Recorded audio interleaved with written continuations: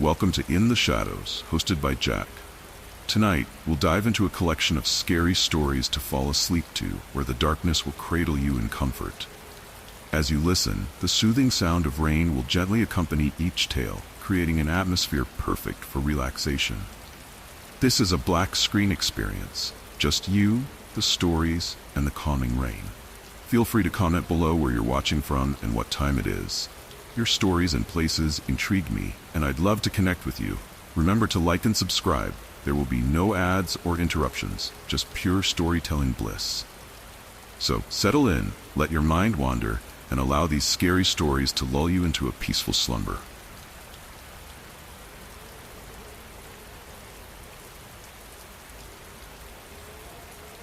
I had always been one for outdoor adventures. I wasn't some seasoned mountaineer or wilderness expert.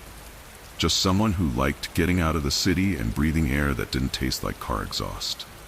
So, when Josh suggested a weekend hike in those old woods just outside of town, I didn't hesitate. Emma was in too. It had become something of a routine for us. Weekends spent wandering trails, cooking over a campfire, pretending we weren't three average people looking for an escape from our everyday grind. The place we were headed had a reputation, the kind you hear in snippets from locals. The kind you don't take seriously. Haunted forest. Witches. Josh had laughed, dismissing it all with a wave of his hand while packing the trunk. Emma had grinned, but there was something about her eyes.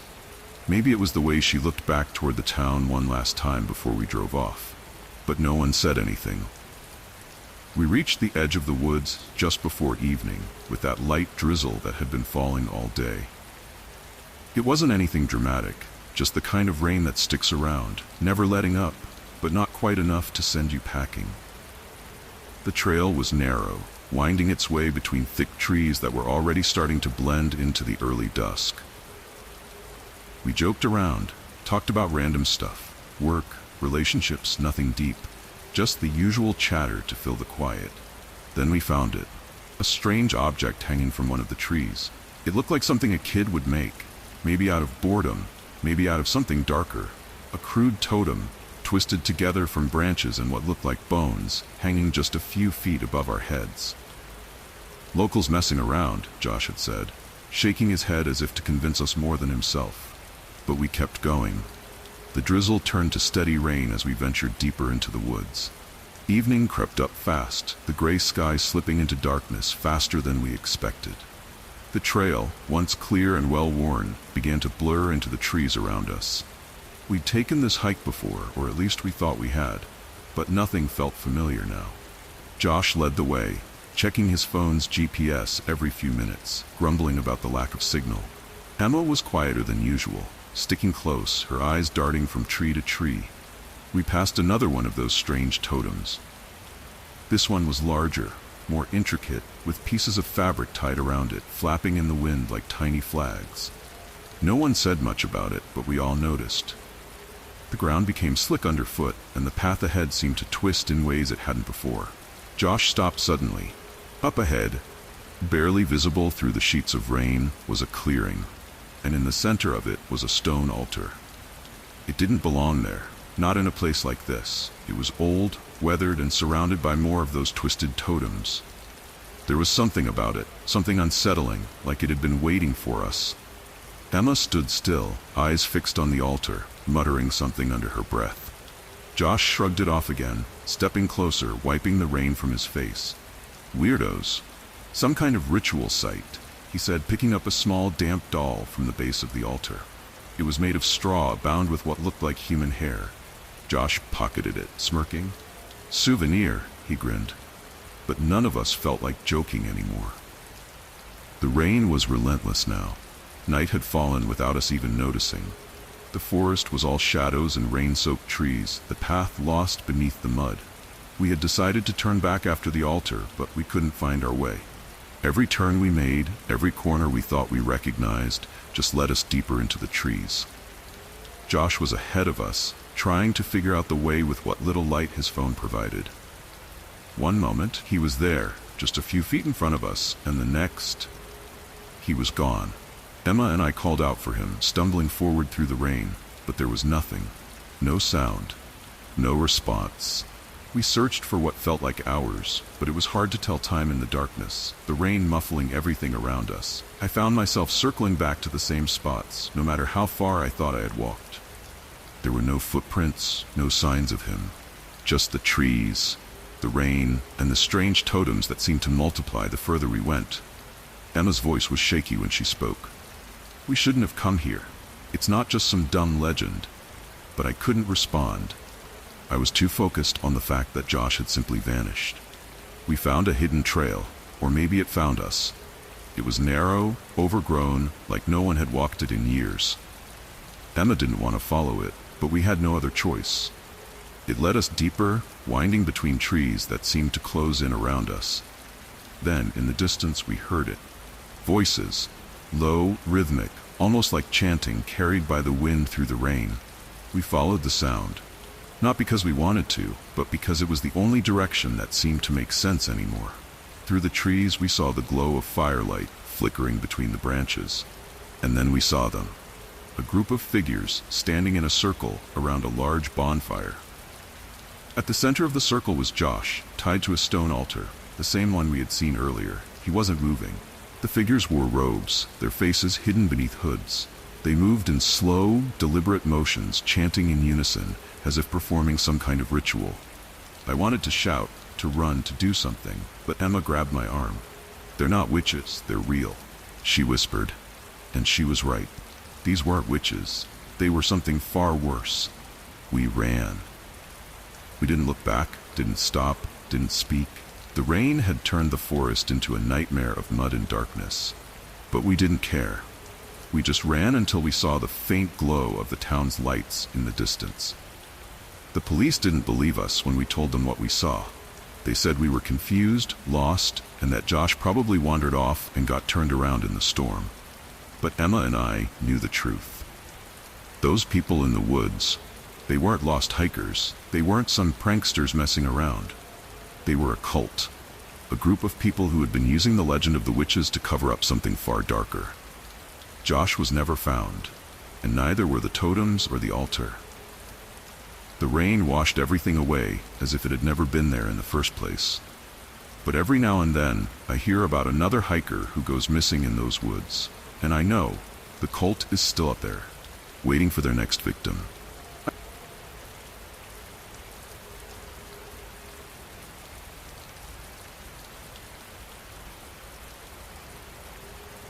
It was early fall, and the rain had been coming down in steady sheets for days. The kind that makes everything look washed out, dull, and endless. Even inside our little house, the damp seemed to seep in, making the floors feel colder, the windows foggier. Lily had always been a good sleeper. That changed in a way we never saw coming. It started with the small things, waking up in the night, crying for reasons we couldn't understand. "Mommy, Daddy, I'm scared," she would say, her little voice barely a whisper in the dark.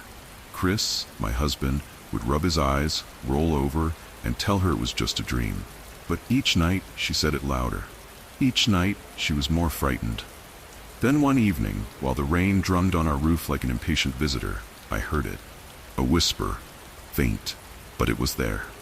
I brushed it off at first, telling myself it was probably just the wind outside. But as the days went on, the whispers grew louder. They seemed to be coming from Lily's room. At first, I told myself it was just her imagination, or maybe she had heard something from the TV. But there were no TVs on in the house that late. Chris was sure it was nothing. "You're overthinking it," he'd say, trying to calm me. I wanted to believe him, but something was changing in our house. It felt like the air in Lily's room wasn't the same anymore. Like it held something I couldn't quite put my finger on, and Lily kept waking up, talking about the man in the wall. One night, as rain pounded relentlessly against the windows, I heard her again. This time it wasn't just crying, it was a full conversation. I stood outside her door, frozen, trying to make sense of what I was hearing. Lily was talking to someone. Her voice sounded small, but it wasn't frightened anymore. It was almost calm. "Who are you talking to, sweetie?" I asked, stepping inside. She looked up at me, blinking. "The man in the wall," she said simply, as if it was the most normal thing in the world. I swallowed. The man in the wall? I repeated, trying to keep my voice steady. She nodded, her eyes wide and innocent. He talks to me when you're sleeping. He says he likes our house. He says he can see me through the cracks. I stood there, feeling something gnaw at the edge of my understanding. I wanted to dismiss it, but I couldn't. That night I mentioned it to Chris again. Kids have imaginary friends, you know? It's probably just a phase, he said with a tired shrug. But it wasn't a phase. Every night the whispers seemed to grow. Every night Lily would wake up, talking about the man, drawing pictures of him in the corner of her room. The man was always a shadow, always looming, never smiling. There were times when I thought I could almost hear him too, though I didn't tell Chris. Not yet.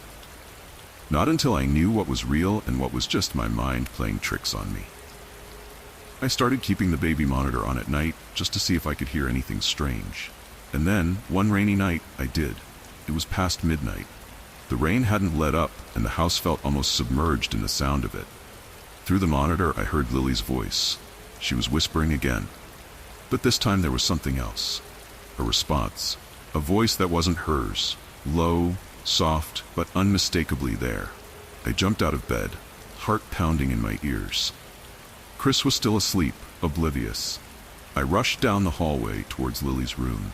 The door creaked as I pushed it open. She was sitting up in bed, staring at the wall. The man? He's here, she murmured, not looking at me. I flicked on the lights. There was no one there. Of course there wasn't. But the way Lily stared, the way she sat so still, sent a chill through me. I checked the closet, under the bed, even behind the curtains. Nothing. Yet I couldn't shake the feeling that something wasn't right. Chris finally woke up, grumbling as he wandered into the room. "What's going on?" he muttered. I told him what I heard. He looked at me like I had lost my mind, but I knew what I had heard. There was a voice. A voice I couldn't explain. The days blurred into nights, each one worse than the last. Lily's drawings became more disturbing. The shadow man now had long fingers reaching out towards her. I couldn't shake the gnawing feeling that something was terribly wrong. So I bought a new baby monitor with a camera. I needed to see what was happening in her room. I installed it the next day, right in the corner, hidden from view. That night, as rain hammered against the windows again, I waited. I waited for the whispers, for the voice, and then just after midnight, I heard it. But this time, when I looked at the monitor, I saw nothing. No one in the room. But the voice, it was clear. I went back and watched the footage from the past few nights. Every time the whispers started, Lily would sit up, and there, faint but there, was a shadow in the corner of the screen. At first I thought it was just a trick of the light, until I noticed something strange. The voice wasn't coming from inside the room. It was coming from the walls. I froze. My mind raced as I tried to make sense of it. That's when I remembered. The renovations, Todd, our neighbor, had done some work on the house just a few months ago. I knew I had to check the walls. And when I did, I found something I wasn't prepared for. Speakers. Hidden behind the drywall, installed in the corners of Lily's room. Todd had been playing with us all along. We called the police the next morning. Todd was arrested, though he denied everything. But the evidence was there, plain as day. The speakers, the setup. It had all been his twisted idea of fun. The authorities couldn't prove much beyond harassment, but he was forced to move. Yet, even with him gone, things didn't feel the same. Our home didn't feel safe anymore. Every night when the rain would start, I would find myself listening for the whispers, waiting for them to return. Even though I knew the truth, part of me couldn't shake the feeling that something else was still out there, something darker than I'd ever imagined. And now, every time Lily talks about the man, I wonder, is it just her imagination? Or is he still out there, watching, waiting?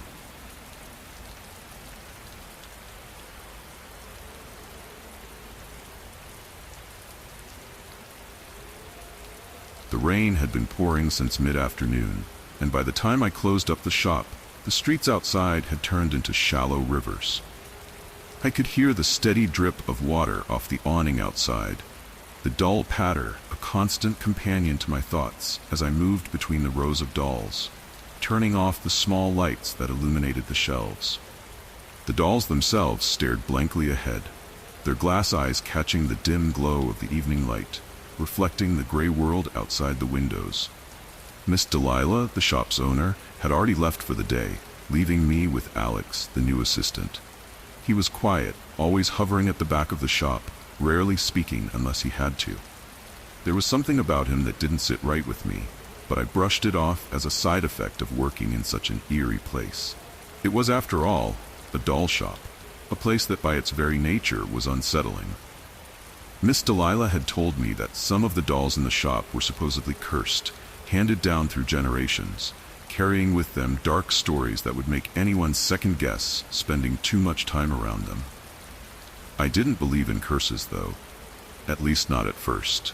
One of the older dolls, porcelain figure dressed in a frilly Victorian gown, always seemed to end up in a different position than where I'd last seen her. I'd place her on a shelf in the corner, and the next day she would be facing the window or positioned slightly askew. I mentioned it to Miss Delilah once, and she laughed. "Maybe she's just looking for a better view," she said, her eyes twinkling with amusement. I tried to laugh along, but there was something about the way the doll's head tilted ever so slightly, like it was watching me, that made me feel uneasy. Still, I didn't say anything more. It was just a doll. Or so I kept telling myself. The rain was heavier that evening, hammering against the windows in thick, rhythmic waves. I was alone in the shop, finishing up inventory, while Alex was out back, sorting through new stock. The lights flickered occasionally, a side effect of the storm, but it was nothing out of the ordinary for a building as old as this one. What was out of the ordinary, though, were the small noises I kept hearing. It was subtle at first, a faint creak, a distant rustle, as if something or someone was moving in the back of the shop where we kept the older, more fragile dolls. I called out to Alex, thinking maybe he had come inside without me noticing, but there was no response. I put down the inventory list and stepped into the back room, my eyes scanning the rows of dolls. They stood in perfect, eerie silence, their eyes reflecting the dim, flickering light. I found Alex still outside, soaking wet from the rain, hunched over a box of new arrivals. He barely looked up when I asked if he had been inside. "No," he muttered before returning to the box. The explanation was simple enough. The building was old. The storm was fierce. But there was something else, something I couldn't quite shake. I looked over the rows of dolls one more time, and that's when I noticed it. The Victorian doll, the one that always seemed to move. She was in a different place again. Her tiny porcelain hands, once neatly folded in her lap, were now hanging limply at her sides. Her head, which had been facing the back wall, was now turned ever so slightly, her glassy eyes pointed toward me. It was just a coincidence, just my imagination. At least that's what I tried to tell myself. The rain showed no signs of stopping, and the darkness outside seemed to grow heavier with each passing hour. Miss Delilah had left a few hours earlier, trusting me and Alex to lock up for the night. As the evening dragged on, the shop felt emptier, more oppressive. The rain beat harder against the windows, creating a drumming sound that filled the otherwise silent room. I had stayed late to finish organizing the new stock, while Alex kept to himself in the back. It wasn't until I noticed one of the dolls missing, a small, delicate figure dressed in lace, that I felt the first real twinge of unease. I searched the shelves, thinking maybe I had misplaced her, but she was gone. I glanced at the front door, wondering if a customer had walked out with her when I wasn't looking. But that wasn't possible. The bell above the door would have rung. I called out for Alex again, but there was no answer.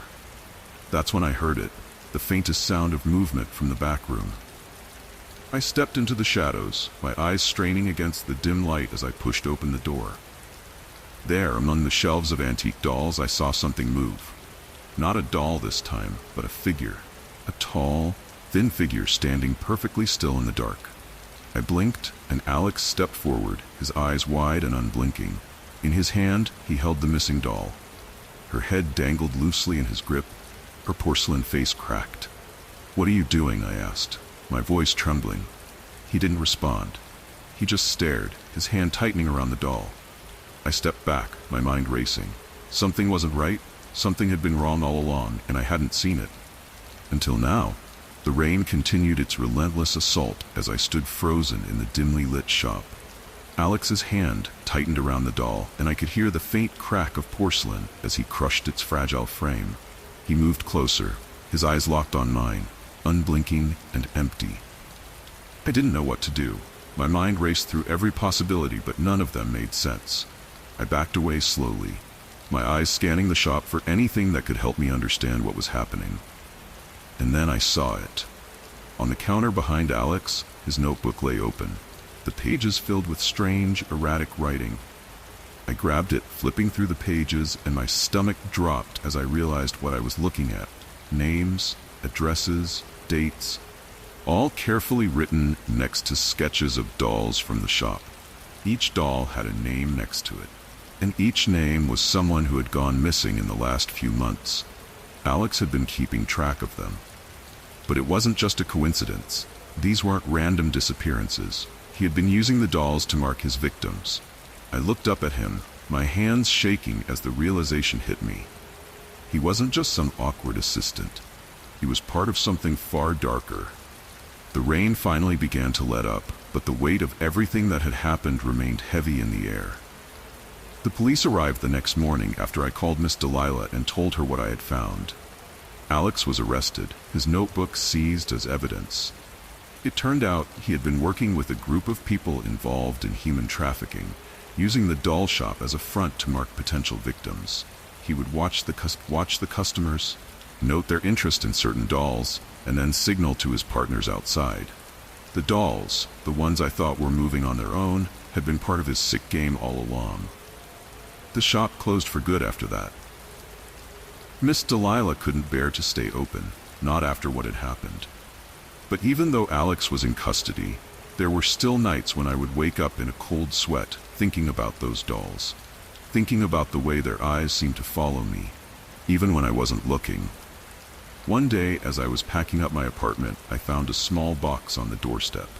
Inside was one of the dolls from the shop, a porcelain figure with glassy eyes and a cracked face. I didn't know who had sent it or why.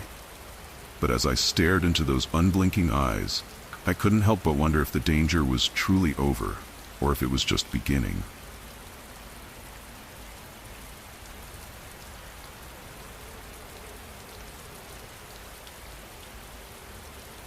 It was late afternoon when I first pulled up to the Crescent Inn. The rain had already started coming down in sheets, drumming against the roof of my car.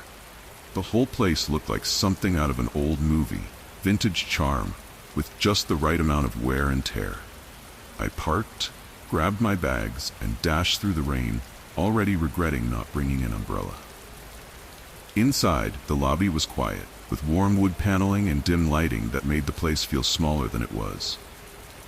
Behind the counter stood the hotel manager, Mr. Crawford, a thin man in his 50s with slicked-back gray hair. He greeted me with a polite smile, but his eyes seemed tired, almost bored. I gave him my name, and he slid a key across the counter without much fanfare. "Room 306, he said, barely looking up from the register. As I signed in, I noticed something odd. The entry above mine for room 307 had no name, just a date, and it was several weeks old. I asked about it, but Mr. Crawford quickly brushed it off. "Some guests prefer their privacy," he muttered, tapping the register shut. There was something in the way he avoided my question that stuck with me. I took the key and headed for the elevator, not giving it much more thought at the time. The ride up was slow, the old machine groaning as it moved. I could hear the rain battering the windows at the end of the hall as I stepped off on the 3rd floor. The hallway was dimly lit, just like the lobby, with faded floral wallpaper that gave the place a strange, forgotten feeling. As I made my way to room 306, I noticed the door to room 307 was shut tight, unlike the others on the floor.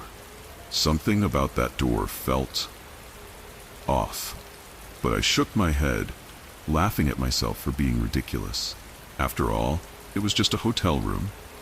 That night, the rain hadn't let up, its constant rhythm blending into the background as I settled into bed.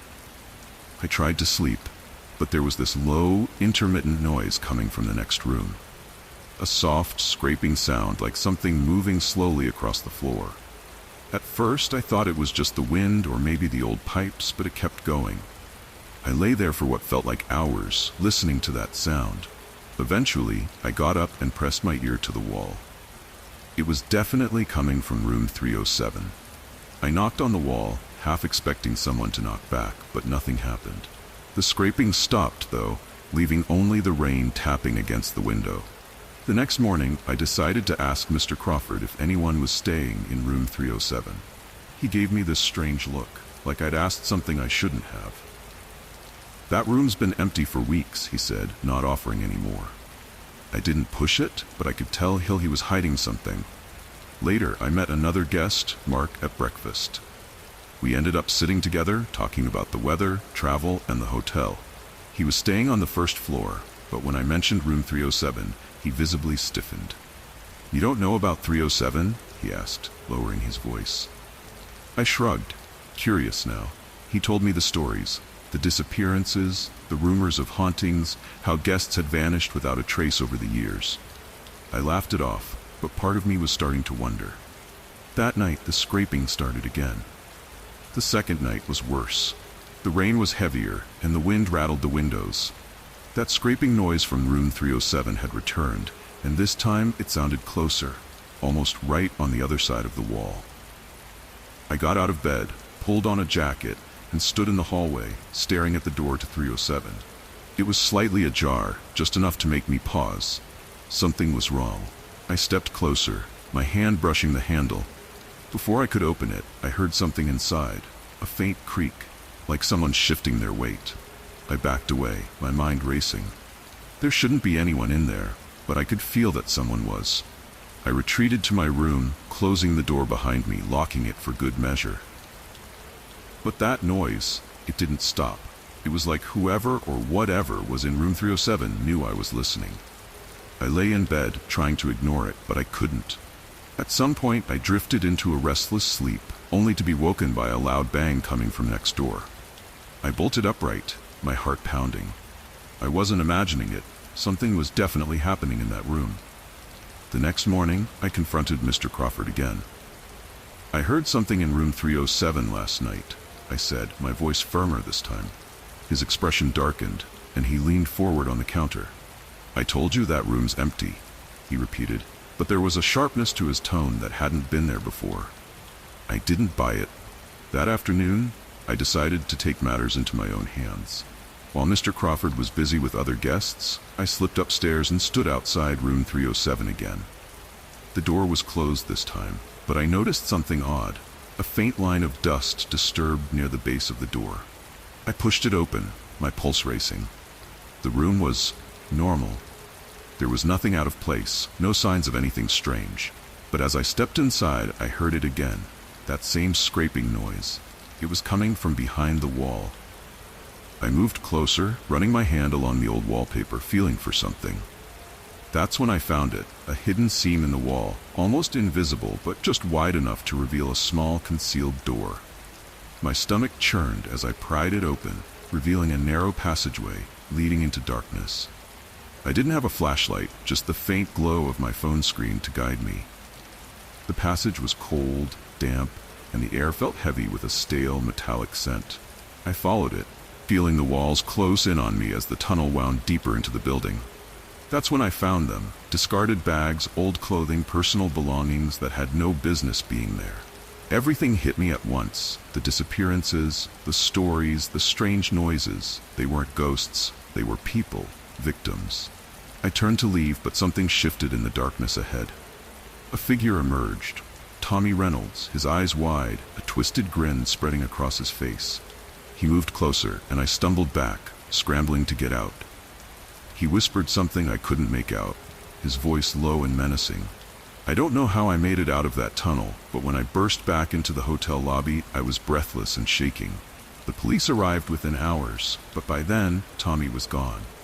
The hidden tunnels were real, and so were the stories. But the ghosts weren't. The real horror was far worse.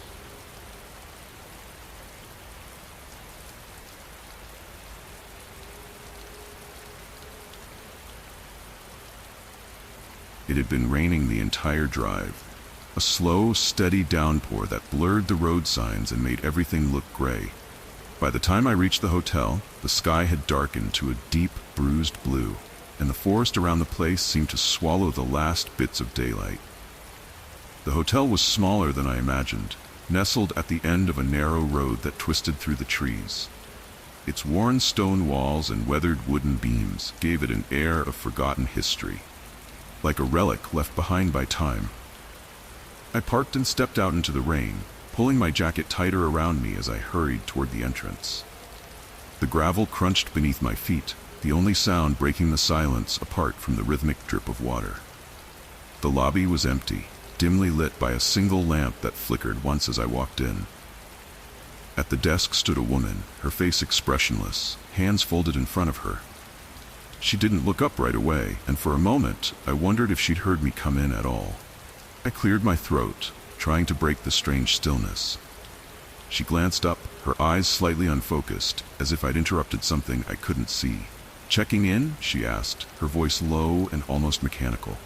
"Yes," I said, giving my name and reservation number. She tapped at the keyboard, her fingers moving slowly, too slowly. After a long pause, she handed me a key. "Room 12, second floor." I thanked her and made my way to the stairs, the sound of rain growing louder as it hit the windows and sheets. The hallway stretched out ahead of me, dim and narrow, the old floorboards creaking with each step. When I reached my room, I unlocked the door and pushed it open. The room was small but cozy, the kind of place that might have felt welcoming on any other night. But something was off. Maybe it was the faint, musty smell that lingered in the air, or the way the rain seemed louder here, as though it were right outside the window. But when I looked, there were no trees nearby, no overhanging eaves, just open space. I tossed my bag on the bed and sat down, listening to the steady beat of rain against the glass. The bedspread was old, patterned with faded flowers, and when I looked closer, I saw something etched into the wooden headboard. Strange symbols, almost like runes, carved into the wood. I ran my fingers over them, wondering who had put them there and why. But I was too tired to dwell on it. The drive had drained me. I figured I'd ask the receptionist in the morning. I turned off the light, lay back, and let the sound of the rain lull me into sleep.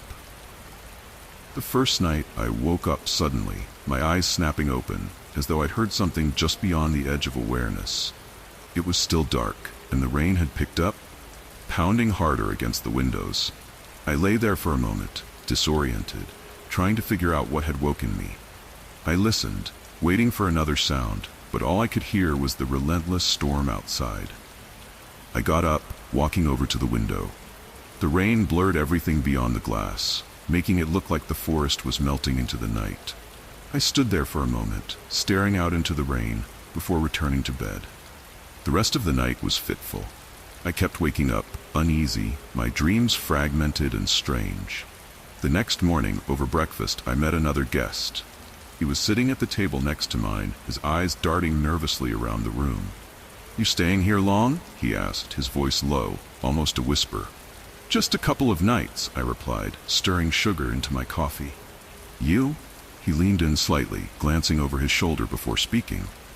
"You should leave before night falls again. Bad things happen here." I raised an eyebrow, waiting for him to laugh or smile, but his face remained serious. He looked exhausted, like he hadn't slept in days. "What do you mean?" I asked, but he just shook his head and stood up. "I'm leaving. Don't stay another night." And just like that, he was gone. His chair scraped across the floor, and he hurried out without looking back. I sat there, my coffee untouched, wondering if he'd been serious. I tried to shake it off, but as the day went on, I couldn't get his words out of my head. The rain never let up, turning the entire day into a gray blur. The hotel felt even emptier now, like it was holding its breath, waiting for something. That night, I had another nightmare. This time, I was floating above my bed, unable to move, watching as shadows danced across the ceiling. They seemed to shift and twist, growing darker until they swallowed the light completely. When I woke, it was still raining, and the whispering I thought I'd heard outside my door the night before was back. But when I opened the door, the hallway was empty. The third night, I couldn't sleep at all. Every time I closed my eyes, the symbols on the headboard flashed in my mind. By now, I was convinced there was something wrong with this place. The air in the room felt heavy, like it was pressing down on me, and the rain outside seemed louder than ever, as though it were coming from inside the walls. I decided to confront the receptionist. She was at the desk, her eyes fixed on the computer screen, not moving, not blinking. It took her a moment to even register that I was standing there. "Is there something wrong?" I asked, trying to keep my voice steady. She glanced up slowly, her expression blank. "Wrong?" "The symbols in the room," I said, trailing off, unsure how to explain what I was feeling. She blinked once, twice. "They're just old markings, nothing to worry about." I didn't believe her. I could feel something I couldn't explain, pulling at the edges of my thoughts, making it hard to focus.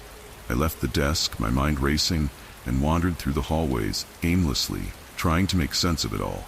Then I heard it again. The whispering. Louder this time, more distinct. I followed the sound, down a set of stairs I hadn't noticed before, into the basement. The door at the bottom was locked, but there was a small window beside it, just big enough to see inside. What I saw made my stomach churn.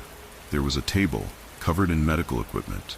Syringes, vials of something dark, and in the corner an old, rusted bed frame with restraints hanging from it.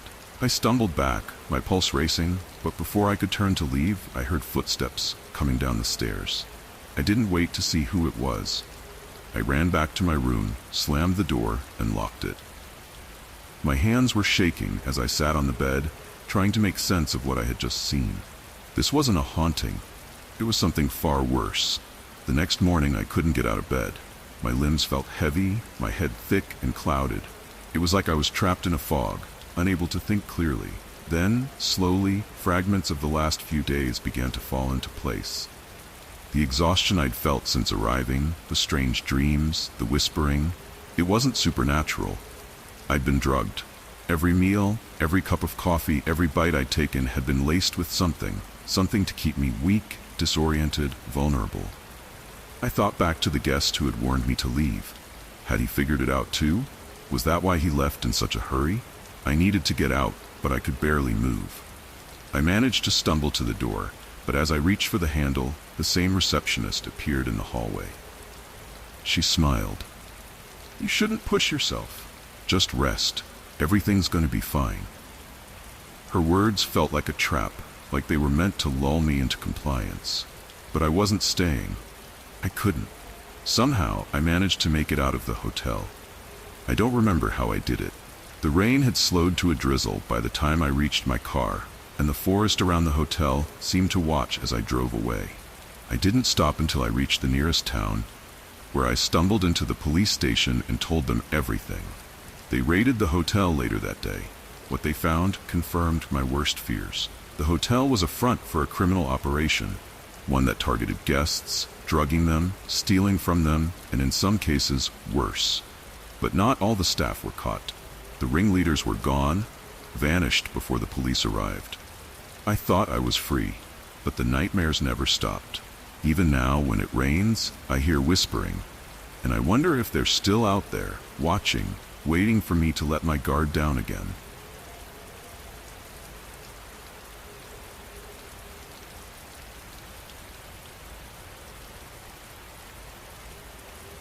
It started like any other weekend escape, just a plan to get out of the city and breathe in something cleaner than exhaust fumes and subway sweat. I convinced Rachel that a couple of days in the forest would be the break we needed. She wasn't much of a nature person, but she liked the idea of quiet, and of course, she liked the idea of me cooking for a change, which I promised to do. The drive out was nice. I'd forgotten how much open space there was just a few hours from the city. Miles of fields and thickening trees, nothing but the low hum of the engine and our conversations. I could feel the tension lifting from my shoulders with every mile we drove. "Are you sure this place is safe?" Rachel asked, half joking. "I read something about shadow people here, some legend the locals believe in." I laughed, shook my head. "Oh yeah, real scary. We'll be fine. No shadow people are taking us today." I tried to keep it light, but I remembered the story too. some vague myth about the forest being haunted by figures that disappeared into the dark. As we pulled up to the cabin, though, there was something off. The place was charming enough, at least on the surface. A small wooden structure nestled among towering trees, but there was an old, weather-beaten sign hanging near the path that read, "Stay on the trails." It was the kind of sign you'd expect in a place like this, but something about the way it was scrawled in faded red paint. It didn't look official. We ignored it, because of course we did. You don't come to the woods and expect anything to actually happen. It was late afternoon by the time we got settled. I fired up the stove and made us a quick meal. Everything felt peaceful, but as we sat outside, the sky darkening, I thought I saw something between the trees. A flash of movement, quick, silent. I turned my head, but there was nothing there. Probably a deer, I muttered to myself, trying not to sound ridiculous. Rachel didn't notice. She was already inside, cleaning up the plates. I stood there for a while longer, watching the tree line.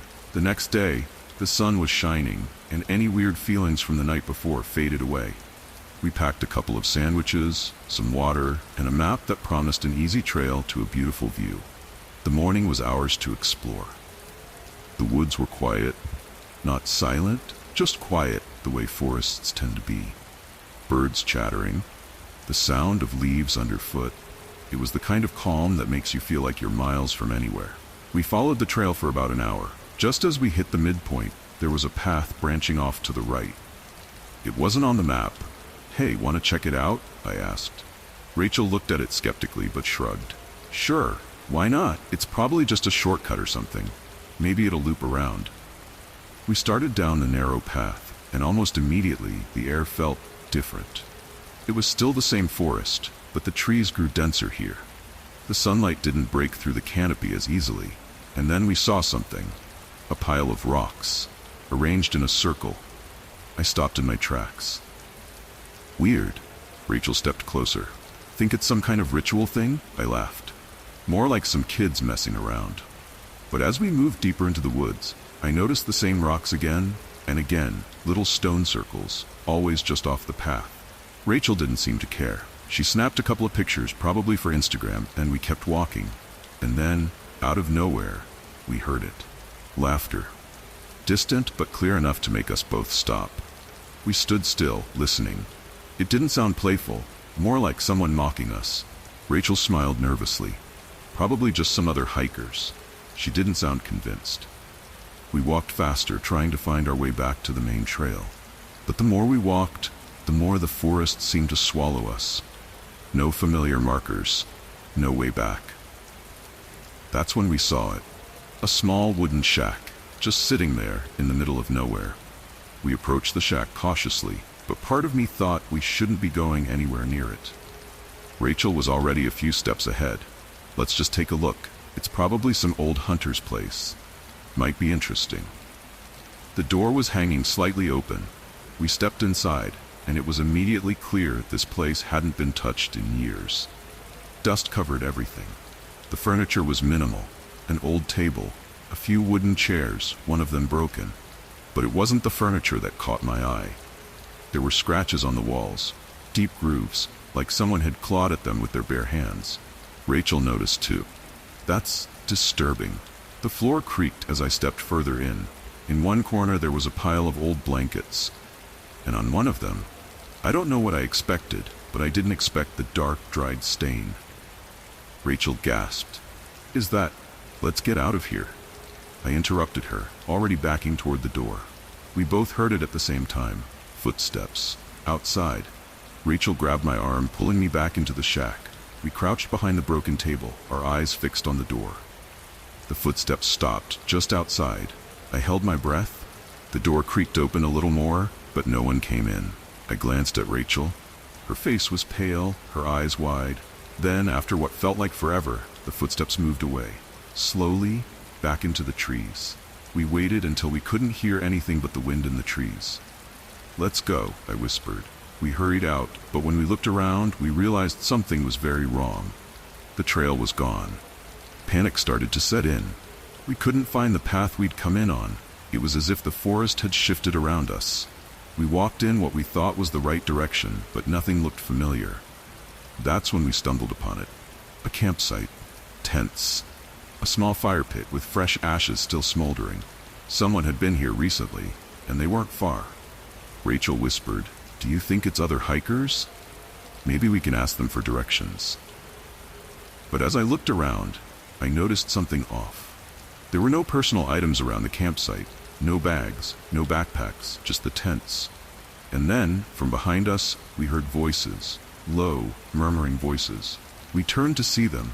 3 men, stepping out from the trees, dressed in old, worn clothes like they'd been living out here for a while. They didn't smile, didn't say a word, just stared at us. Rachel took a step closer to me.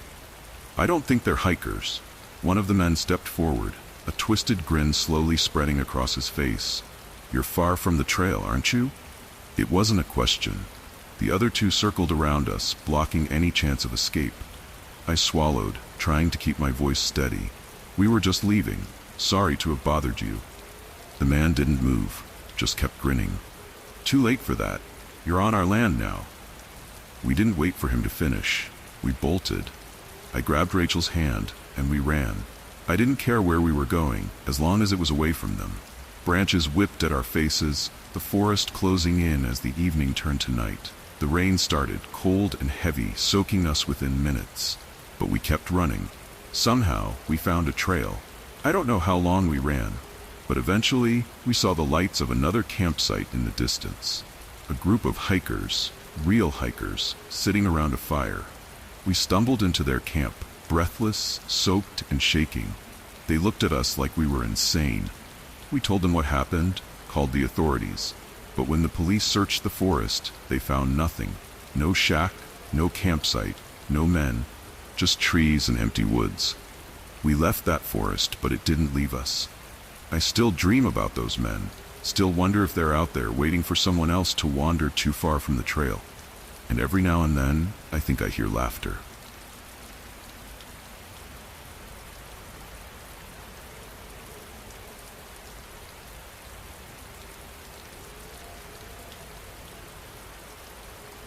It all started with the rain. Not the soft, calming kind that makes you want to curl up with a good book, but the relentless downpour that makes you wonder if it's ever going to stop. It had been raining for days in Red Hollow, and no one could remember the last time we'd had this much waterfall from the sky. That alone was strange enough for our town, but it wasn't the only thing. The first person to vanish was Gloria Wilkins.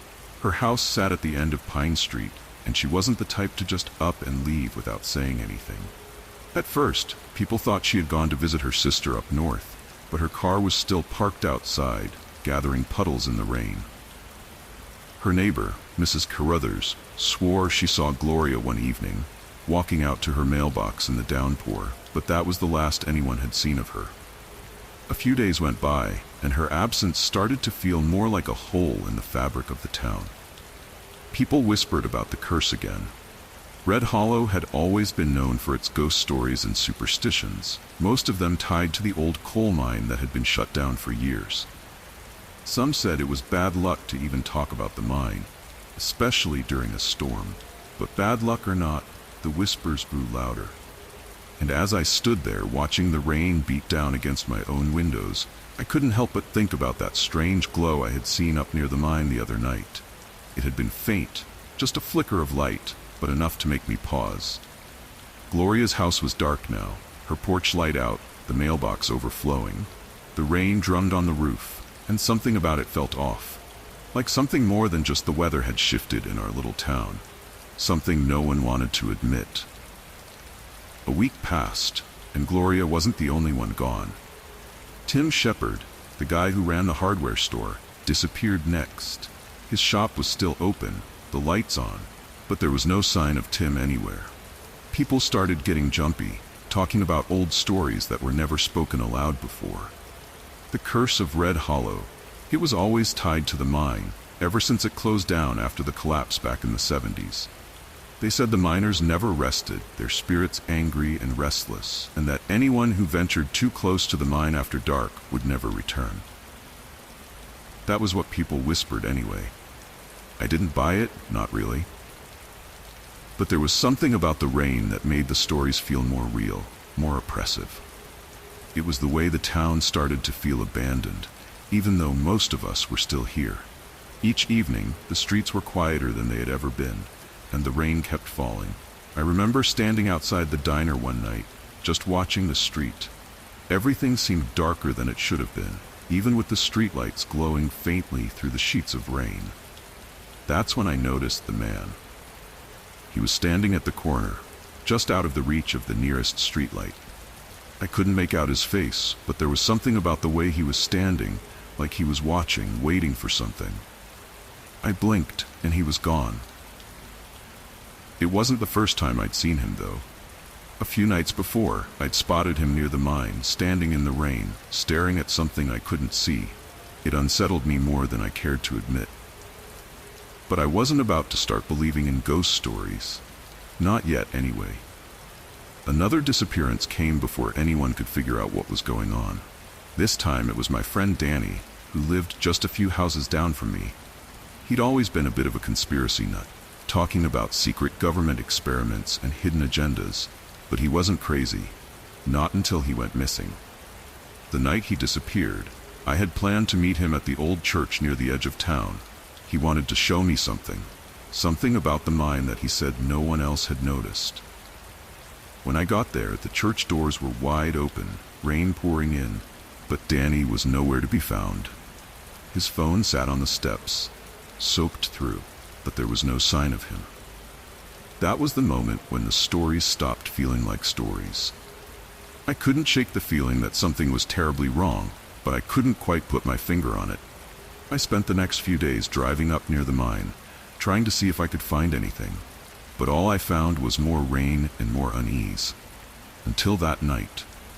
I saw the trucks parked near the mine, their headlights off, their engines quiet, and I saw men moving through the rain, wearing uniforms I didn't recognize. They weren't miners, not like the ones I remembered from the old days. These men were too clean, too organized, and they were up to something. I should have left right then and there, but something kept me rooted in place. Something about the way they were moving, like they didn't want to be seen. I crept closer, trying to get a better look, and that's when I saw it. The barrels. They were hauling barrels into the mine, big, heavy-looking things, and there was a smell in the air. Something chemical, something wrong. I didn't stay long enough to figure out more. It didn't take me long to put the pieces together after that. The curse, the disappearances, the glowing lights by the mine, it all started to make sense, though not in the way I had expected. This wasn't about ghosts or restless spirits. This was about something far more real and far more dangerous. Toxic waste. The mine wasn't just abandoned, it was being used as a dumping ground for hazardous materials, something the company had kept hidden from the town for years. The barrels I had seen were full of chemicals, the kind that seep into the ground and poison everything around them. The rain wasn't just a backdrop to the disappearances. It was helping spread the contamination. People were getting sick, vanishing, because they were too close to the mine, too close to the truth. Gloria, Tim, Danny, they hadn't left town, and they hadn't been taken by any supernatural force. They were dead. I went to the police, told them everything I'd seen, but they didn't seem surprised. In fact, they barely reacted at all, like they had known all along. That's when it hit me. The cover-up went deeper than I'd thought. The police were in on it, and anyone who got too close to the truth was either silenced or made to disappear. After that night, I couldn't stay in Red Hollow. I packed up and left, driving through the rain one last time, the town vanishing in my rearview mirror. I thought about Gloria, Tim, and Danny, and the others who had vanished. They were gone, but their memory haunted me more than any ghost story ever could. I tried to go to the state authorities, but no one wanted to touch the case. The mining company was too powerful, too well connected. It didn't matter what I knew. I was just one person, and they had covered their tracks too well. But I couldn't shake the feeling that it wasn't over, that the town was still poisoned, still dying, even though no one was talking about it anymore. I heard later that another family disappeared not long after I left. No one said anything, but I knew what had happened. They had gotten too close, just like the others. And as I drove away that night, the rain still pouring down, I couldn't help but wonder how many more would vanish before someone finally took notice. Or if they ever would.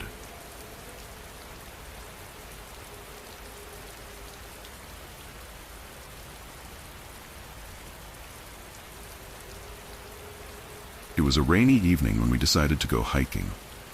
It wasn't our usual plan, but we were bored, and the woods seemed like the perfect escape from another night of video games and takeout. The air was damp, and the sound of raindrops tapping the leaves above us was oddly soothing. Sam was leading the way naturally. He always had that sense of adventure, the kind that got us into strange places without ever really thinking it through.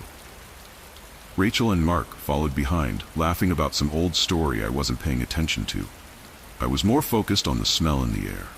It wasn't the typical scent of wet earth and pine. Something else lingered, something metallic, like old rust mixed with the rot of damp wood. It made me uncomfortable, but I didn't say anything. We came upon the clearing unexpectedly. One second we were trudging through thick underbrush. The next, we were standing in an open space. It wasn't natural.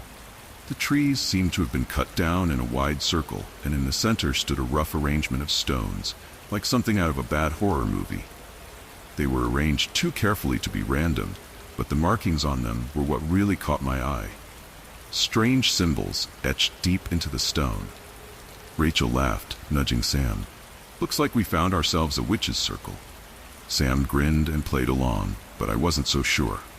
The smell was stronger here, and it didn't take long to notice the blackened stains on the ground, too thick to be mud. I didn't like the look of it. Something about the way the rain had pooled around the stones, how the ground seemed disturbed. It felt like we weren't supposed to be there. Mark knelt down to get a closer look at the markings, running his hand over them like they meant something. "We should go," I said. I didn't know why, but my instincts were screaming at me. No one listened, though. They were too caught up in the novelty of it all, cracking jokes and daring each other to stand in the middle of the circle. The rain started to fall harder, and I was ready to call it a night. But just as we turned to leave, I noticed something. Far off in the trees, barely visible through the thickening rain, a pair of headlights. They were too far away for anyone else to see, but I caught them for just a second. Someone else was out there. Back at my place, the rain hadn't let up. We all crashed in the living room, trying to shake off the weird vibe from the hike. Mark was still talking about the symbols, convinced we'd stumbled onto something occult. I was less interested in his theories, and more concerned with that car I'd seen. It stuck with me, the way those headlights had flickered and disappeared into the woods, like someone was watching. I didn't mention it to the others. Didn't want to sound paranoid. But as I sat there, staring at the rain running down the window, I couldn't shake the feeling that we weren't alone out there. Over the next few days, things got stranger. Rachel's cat went missing. She shrugged it off at first, but then she started hearing scratching sounds outside her bedroom window at night. Sam, always the rational one, chalked it up to the wind. But then Mark started complaining about hearing things too. Voices coming from the woods behind his house. It was all too much to be a coincidence. I started doing some research, trying to figure out what we had stumbled into. The stories about that part of the woods weren't new. There were rumors, going back decades, about strange happenings, disappearances. But it all seemed like local legend, the kind of stuff people made up to scare kids. Except, the more I looked, the more I found. People going missing, their bodies never recovered. It was then that I started wondering if the symbols we'd found weren't just for show. Sam wanted to go back, of course. He thought we could get some cool photos, maybe find more clues. Part of me wanted to believe it was just a creepy old ritual site, but deep down I knew better. We went back the following weekend, after dark this time. The rain had started again, drizzling down in that slow, steady way that made everything look blurry and unreal. I didn't want to go, but the others insisted. Curiosity had gotten the better of them. And me, I guess. The clearing looked different in the dark. The stones seemed larger, more imposing. The air was thick with that same strange odor, sharper now, like it had been trapped under the rain. And then there was the ground. It had been disturbed recently. Fresh tracks, deeper in the mud, led toward the center of the circle. Sam pulled out his phone, started filming like this was all some kind of joke. But I could see it in his eyes. He wasn't as sure of himself anymore. None of us were. That's when we heard them. The voices, low, hushed murmurs, coming from the direction of the woods. We froze, listening. And then the headlights came into view, cutting through the trees like before. Only this time, they didn't disappear. A group of men emerged from the shadows, dressed in dark clothes, their faces hidden by hoods. They moved toward the circle, carrying something between them, a long, heavy shape wrapped in black plastic. None of us spoke. We just stood there, watching from behind the trees, our breaths shallow. They dumped the object in the center of the stones. One of them knelt down, pulling out a knife, and cut open the plastic. What spilled out made me sick to my stomach. A body, lifeless, unrecognizable. We weren't supposed to see this. The men started chanting then, in a language I didn't understand. They weren't paying attention to us, but I knew we had to get out of there before they did. My mind was racing, trying to figure out what to do. Sam whispered something, but I couldn't focus. All I could see was the body, lying there in the circle. This wasn't some occult ritual. These guys weren't witches or cultists. This was something far worse. Something real. Rachel was the first to move, tugging at my sleeve, motioning toward the path we came in on. We started backing away slowly, careful not to make a sound. But then Mark, always the clumsy one, tripped over a branch, and the noise snapped the men's heads in our direction. We bolted, ran through the trees, not daring to look back. I could hear footsteps behind us, getting closer. My mind screamed at me to run faster, but the mud slowed me down. The rain was coming down harder now, soaking through my clothes. When we finally reached the car, we didn't stop. We drove in silence, too scared to say a word, too scared to acknowledge what we had just witnessed. We called the police that night, explained everything we had seen, but they didn't believe us. They wrote it off as some prank or misunderstanding, said they'd send a car to check it out, but I knew they wouldn't find anything. Those men weren't amateurs. They knew how to cover their tracks. The following days were a blur. Sam stopped answering his phone. Mark refused to leave his apartment. Rachel kept looking over her shoulder, jumping at every little sound. As for me, I couldn't stop thinking about the clearing, about the body, about the men who saw us. Weeks passed and I tried to move on, but the fear lingered. Every time I walked past a dark alley, every time I heard footsteps behind me, I thought of those men, wondered if they were still out there looking for us. One night, I got a text. No number. Just a single sentence. Stay out of the woods. I haven't been back since.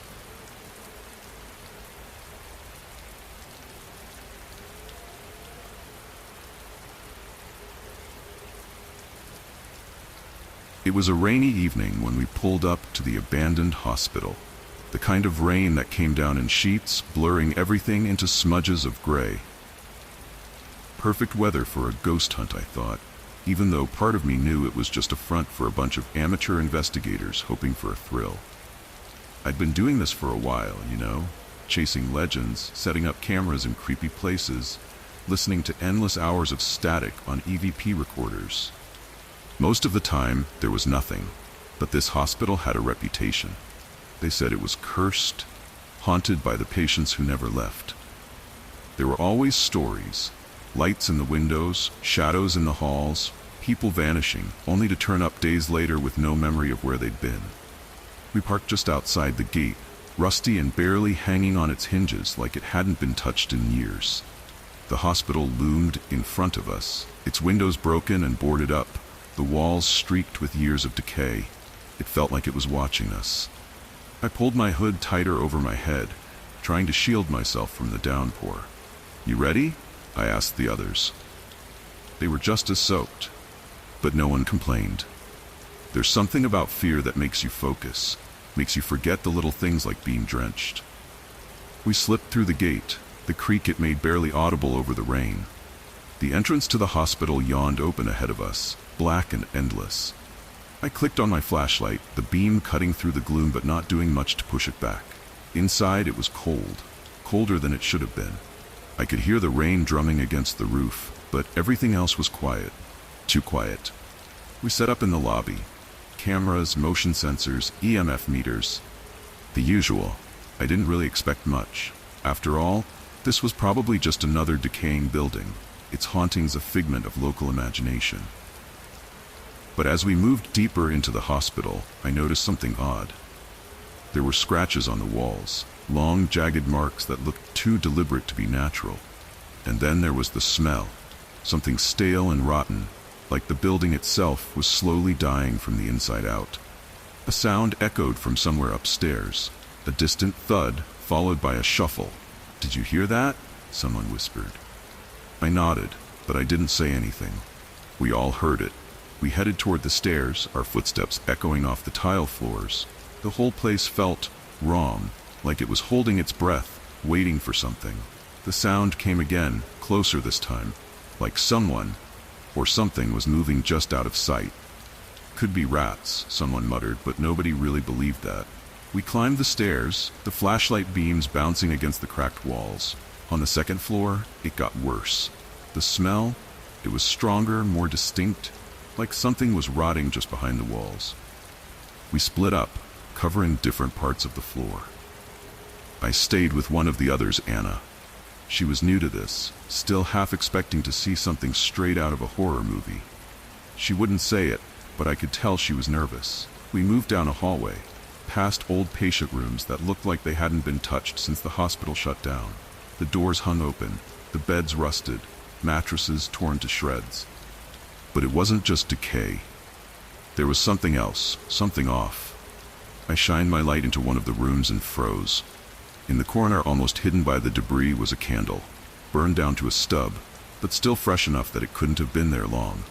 "Someone's been here," I said, more to myself than to Anna.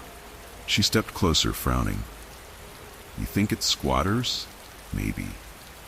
I wanted to believe that, but deep down I knew something wasn't right. As we continued down the hall, the air grew heavier, oppressive. There was a sensation like we were being watched. But every time I turned around, there was nothing there, just the empty corridor stretching out behind us. That's when I heard it. Laughter. Soft and distant, but definitely laughter. We stopped, listened. It came again.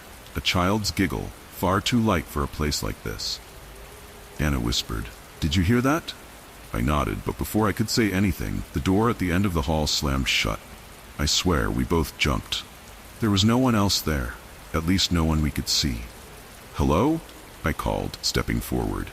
The door was old, its paint peeling in long strips. I half expected it to swing open on its own. Nothing, just the rain, still pounding against the windows. I pushed the door open. The room beyond was empty, except for an old bed frame shoved into the corner and a pile of debris. But the laughter came again, this time louder, more like a taunt. Anna looked at me, her face pale. "We should go back." I wanted to agree, but something wouldn't let me leave. I had to know. We moved further inside, my flashlight sweeping over the walls, the floor, and then I saw it. Drag marks, clear as day, leading from the door to a dark spot in the far corner of the room. "What the hell is that?" Anna asked, her voice trembling. I stepped closer, and the smell hit me. Something awful, like death itself, had crawled out of the floor. Before I could investigate, there was a scream from somewhere deeper in the hospital. One of the others, Anna, bolted for the door, and I followed. The laughter followed us, growing louder, echoing through the halls. We found the others in the stairwell, their faces twisted in panic. "We have to leave," one of them said. "Now." But I couldn't. Something was pulling me deeper into the hospital, into whatever was hiding here. I didn't stop. I couldn't stop. I needed to know what was really happening here. Anna and the others were behind me, calling my name, but their voices faded into the background. I headed toward the basement. The air was thick down there, and the smell was worse than ever. I found the door to an old service tunnel. It was unlocked. The hinges groaned as I pushed it open. Inside, the space was cramped, the walls lined with pipes and old electrical boxes, but there were signs of life. blankets, scattered food wrappers, even a half-filled water bottle. I wasn't alone. The realization hit me like a punch to the gut. The laughter, the footsteps, the doors slamming, they weren't ghosts, they were people. And then I saw them. Shadows moving in the dark, just beyond the reach of my flashlight. I backed up, my pulse racing. Anna was calling for me, her voice closer now, but I couldn't respond. I turned and ran. I barely made it back to the stairs before Anna caught up to me. "What the hell is going on?" she demanded, her eyes wide. "They're not ghosts," I managed to say. "They're still here." She didn't understand at first, but then the others arrived, and behind them, more shadows. We bolted, running through the hospital, not looking back. The rain was still coming down in sheets when we burst outside. The police arrived an hour later. We told them everything, but when they searched the hospital, they found nothing. The patients, or whoever they were, had vanished, but the hospital felt different now, less haunted, but somehow more dangerous. I can't shake the feeling that they're still there, waiting.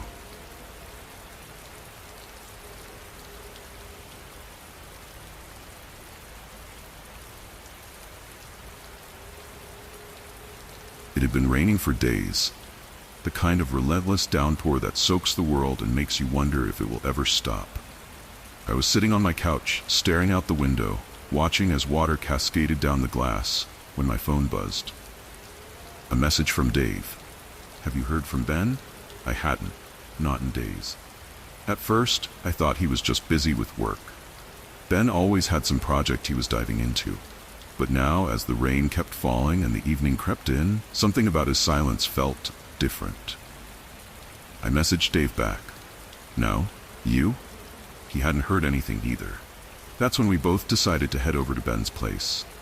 By the time we arrived, it was full-on night. The rain had gotten worse, hammering down on the windshield as we pulled up to his house. Ben's place was something else. He'd inherited it from his grandfather, a creepy old Victorian tucked away in a corner of town where the streetlights barely worked. It was one of those houses that felt older than it should, like it had too many memories, too many stories. We stood outside for a moment, staring at the dim light flickering from a window upstairs. I could have sworn it wasn't there a second ago. Dave knocked on the door. 3 loud raps that seemed to echo longer than they should have. No answer. He knocked again, harder this time. Still nothing. "He's probably holed up inside with his weird stuff," Dave muttered. Ben had a thing for collecting cursed objects. Haunted mirrors, dolls, trinkets from places you'd never want to visit. His house was like a museum of creepy, with shelves full of things that shouldn't belong in anyone's home. We decided to let ourselves in. The door wasn't locked. The air inside was cold and still. The hallway stretched ahead of us, narrow and dark. Ben's collection lined the walls, mirrors with ornate frames, old clocks, odd little statues. Everything looked misplaced. The soft glow of the lamp in the hallway barely reached the corners. Shadows seemed to stretch too far, bending around the objects. I don't know why, but part of me hesitated.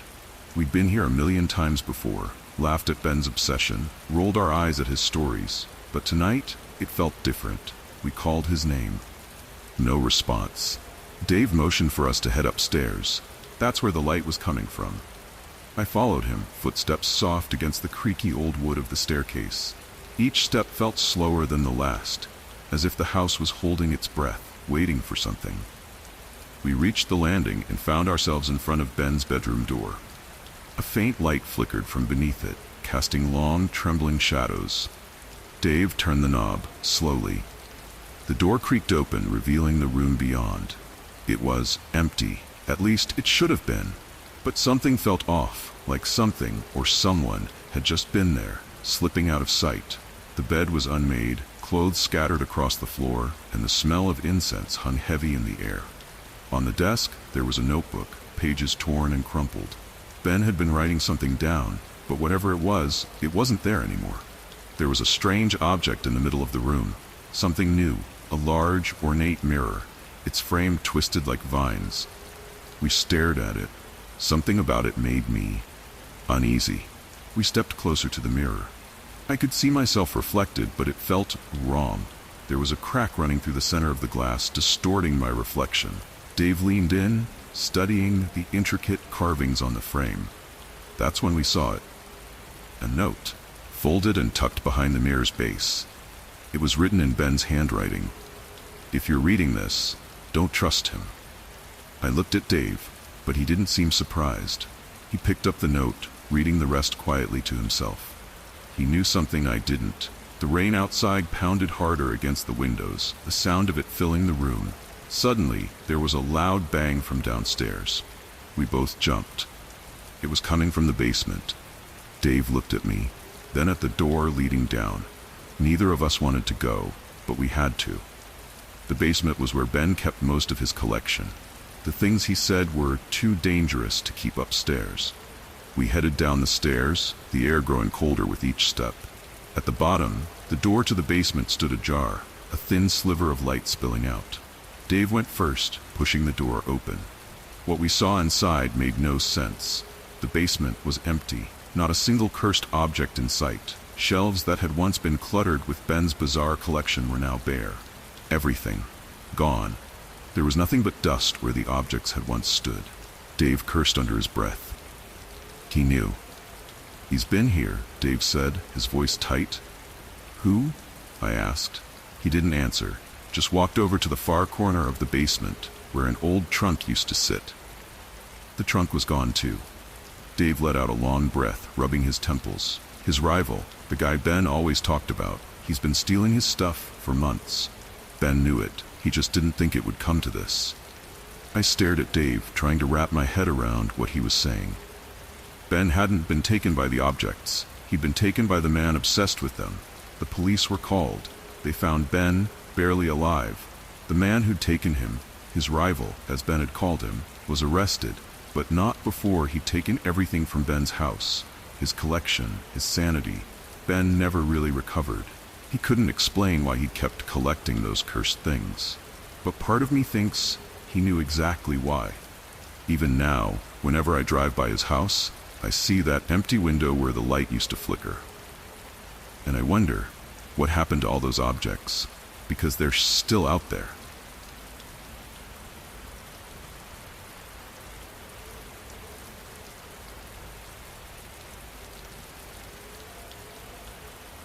It was late June when I came home for the summer. The kind of evening where the rain falls so gently, it's more of a mist hanging in the air than anything else. Mom picked me up from the bus station, her usual chatty self, excited to have me back. But the first thing she mentioned, with a quick glance at the rearview mirror, was Emily.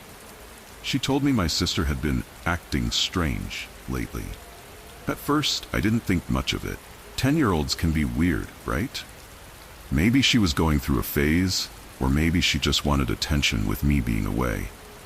But when I got home, something felt different. The house was the same, but the energy between everyone had shifted. Dad was more withdrawn than usual, and Mom, well, she seemed tense whenever Emily was around. But it wasn't until that night that I noticed something truly odd. Emily sat at the dinner table, picking at her food like she was bored, barely speaking. And then, out of nowhere, she looked up at me and said, "You're going to have a rough night tonight, Sarah." I remember the way her eyes met mine, almost challenging. I laughed it off, of course. What else could I do? But that night, as I lay in bed, staring out at the rain tapping softly against my window, I kept thinking about her words. It was nothing, I told myself. Just her trying to mess with me. Still, something about the way she said it stuck with me. The first few days back home were uneventful. Rain was a constant companion, falling in sheets some evenings, misting in the mornings. Emily kept mostly to herself, playing in her room, occasionally coming downstairs to eat or watch TV. But that's when the small things started happening. I noticed my phone wasn't where I left it one morning. It was on the kitchen counter instead of my nightstand. At first, I thought I must have forgotten where I put it, but it kept happening. Small, insignificant objects, my headphones, a book, a hairbrush, were never where I remembered leaving them. Then there were the whispers. At night, after everyone had gone to bed, I thought I heard faint murmuring coming from Emily's room. I pressed my ear to the wall, trying to make out the words, but it was always too quiet. Just a soft, rhythmic mumble like she was talking to herself. It wasn't until I confronted her that things started to feel wrong. One night, after dinner, I casually asked, "What are you always whispering about at night?" Emily looked up from her cereal, not a hint of surprise on her face, and said, "I just know things, that's all." I don't know why, but that answer unnerved me more than it should have. It was the way she said it, like she was completely in control, like she knew something I didn't. From then on, I started paying more attention to her. Not in a protective, older sister kind of way, but in a watchful way. Because the more I observed, the more I noticed she wasn't like other kids. It was about 2 weeks into my stay when it happened. The rain was pouring hard that night, turning the backyard into a muddy swamp. I had just gone to bed, trying to ignore the dull thud of rain against the window. I had been asleep for what felt like minutes when I woke up suddenly. Emily was standing at the foot of my bed. She didn't say anything, just stood there, staring at me with this strange expression on her face. And then I noticed the knife in her hand. She held it casually, like it was no big deal, like she had every right to be standing there in the dark with it. "I had a dream," she said quietly. "A dream you were going to get hurt tonight." Her voice was so calm, so matter-of-fact, like she wasn't holding a kitchen knife in her hand. I didn't know what to say. For a long moment, neither of us moved. It was like I was waiting for her to laugh, to say it was a joke, but she didn't. Instead, she just smiled. And then, just as quietly as she had come in, she turned and walked out of the room, leaving the door slightly ajar. I sat there for a long time, staring at the crack in the door, listening to the rain. I didn't sleep for the rest of the night. The next morning, I told Mom what happened. Her face twisted in disbelief, and then she said, "She was probably sleepwalking. You know how kids are." But that didn't sit right with me. Emily had been far too deliberate, far too calm. The more I thought about it, the more things didn't add up. Emily was always so controlled. Even when she was doing something strange, she seemed to enjoy the reactions she got. Like the way she would watch Mom and Dad argue, quietly sitting in the corner, her eyes flicking between them as though she were pleased. That was the moment I realized I needed to figure out what was really going on. I started snooping around her room when she wasn't home. I know, it wasn't right, but I needed answers. What I found made me sick. There was a small box hidden under her bed, filled with dead birds, their tiny bodies wrapped in tissue. I backed away, horrified, but something about it felt calculated, as if she wanted someone to find them. That night I confronted her. "What is this?" I asked, holding up the box. She didn't flinch, didn't react, just smiled again, that same calm smile. "You shouldn't have looked," she said. "And now, you'll be sorry." After that, I couldn't stay in the house anymore. Emily was everywhere, watching, waiting. Mom and Dad still refused to see it, blaming everything on stress or coincidence. But I knew better now. I packed my things quietly one night and left without saying goodbye. I couldn't live like that, constantly feeling like something worse was just around the corner. The last thing I saw before closing the door behind me was Emily standing in the hallway, smiling that same cold smile. I moved in with a friend, far away from that house, but even now I still feel like I'm looking over my shoulder. Like, maybe she's not done with me yet, because sometimes, late at night, when the rain taps against the window, I hear her voice in my head.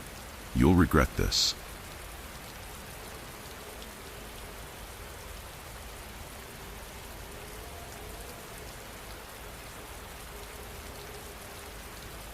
It had been raining for 3 days straight, the kind of relentless downpour that made everything seem darker, heavier.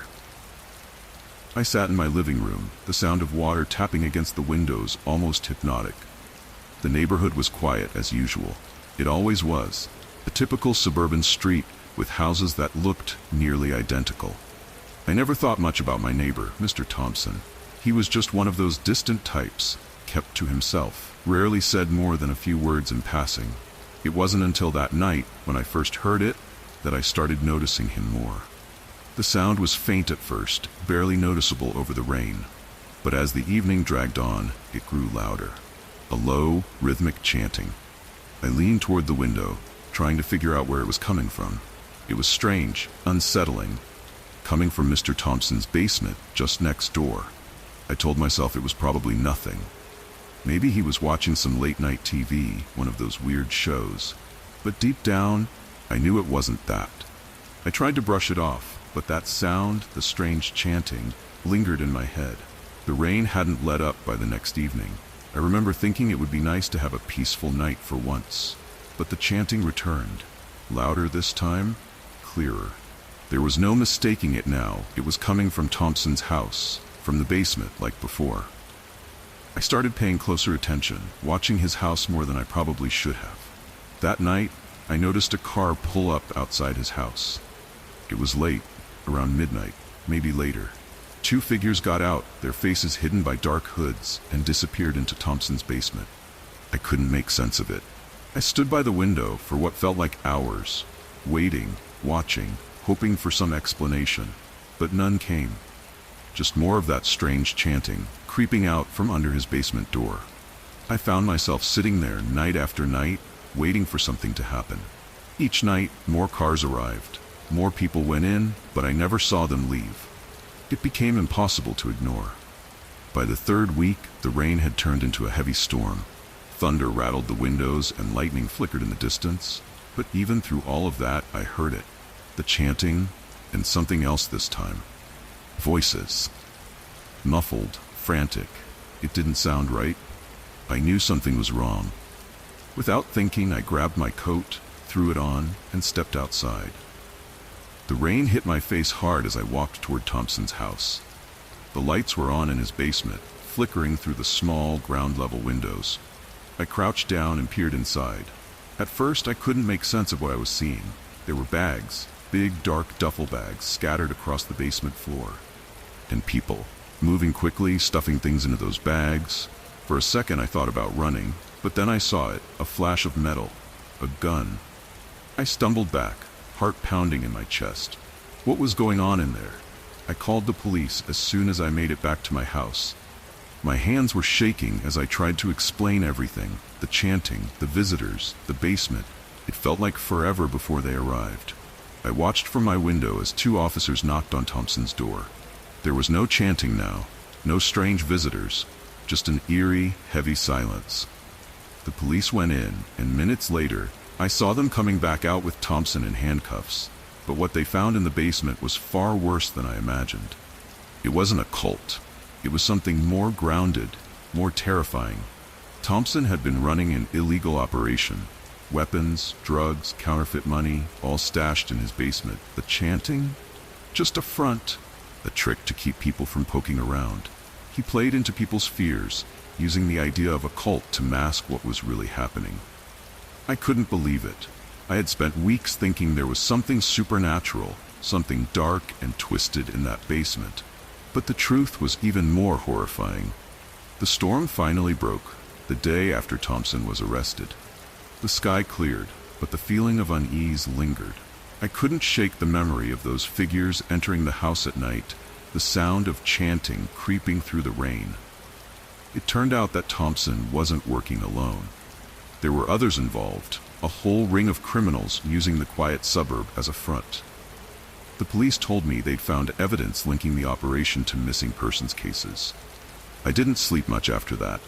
Every little sound, every creak in the night, brought back those nights of waiting by the window, watching Thompson's house. Even now, with him gone, I still feel like something's watching me. Maybe it's just my mind playing tricks after everything I saw. Or maybe some shadows never really leave, even after the rain stops.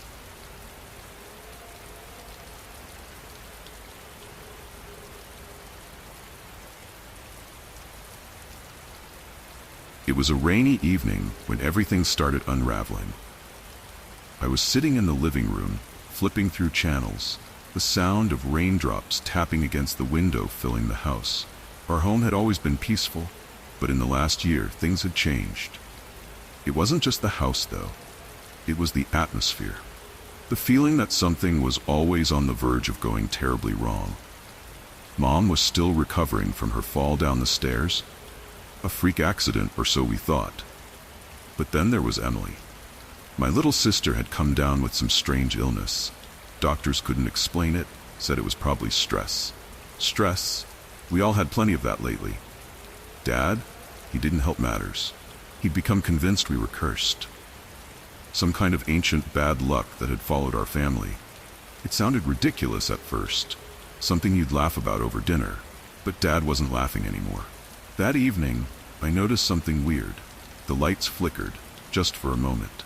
I thought it was the storm outside, but when I went into the kitchen, there it was, that small wooden talisman Dad had shown us weeks ago. He claimed it was a charm, a protector from whatever was haunting us, only I'd hidden it in a drawer upstairs. So how was it suddenly sitting on the kitchen counter? The days after that night felt wrong. Dad was acting stranger by the day. He'd started locking rooms in the house, rooms no one could enter, not even Mom. Emily was getting worse too. She wasn't just sick, she'd started talking in her sleep, mumbling things that didn't make sense. "Don't let him in," she'd whisper. "Don't let him in." I asked her about it one morning, but she didn't remember saying anything. It was getting to me, to all of us. One evening, I found Dad in the hallway, staring at the wall, just standing there, looking at nothing. When I asked what he was doing, he muttered something about keeping them out. I didn't press. I was too tired to deal with his paranoia. Then the car thing happened. I was driving home from work when, without warning, the steering wheel jerked to the side. I nearly ran into a ditch. When I got home and told Dad, he said it was the curse, that the talisman hadn't been in the right place. I laughed it off, but part of me wondered, how did the car just lose control like that? It was the repetition of these little things, the talisman showing up where it shouldn't be, the strange noises at night, Emily's whispers, and Dad always muttering about protecting us.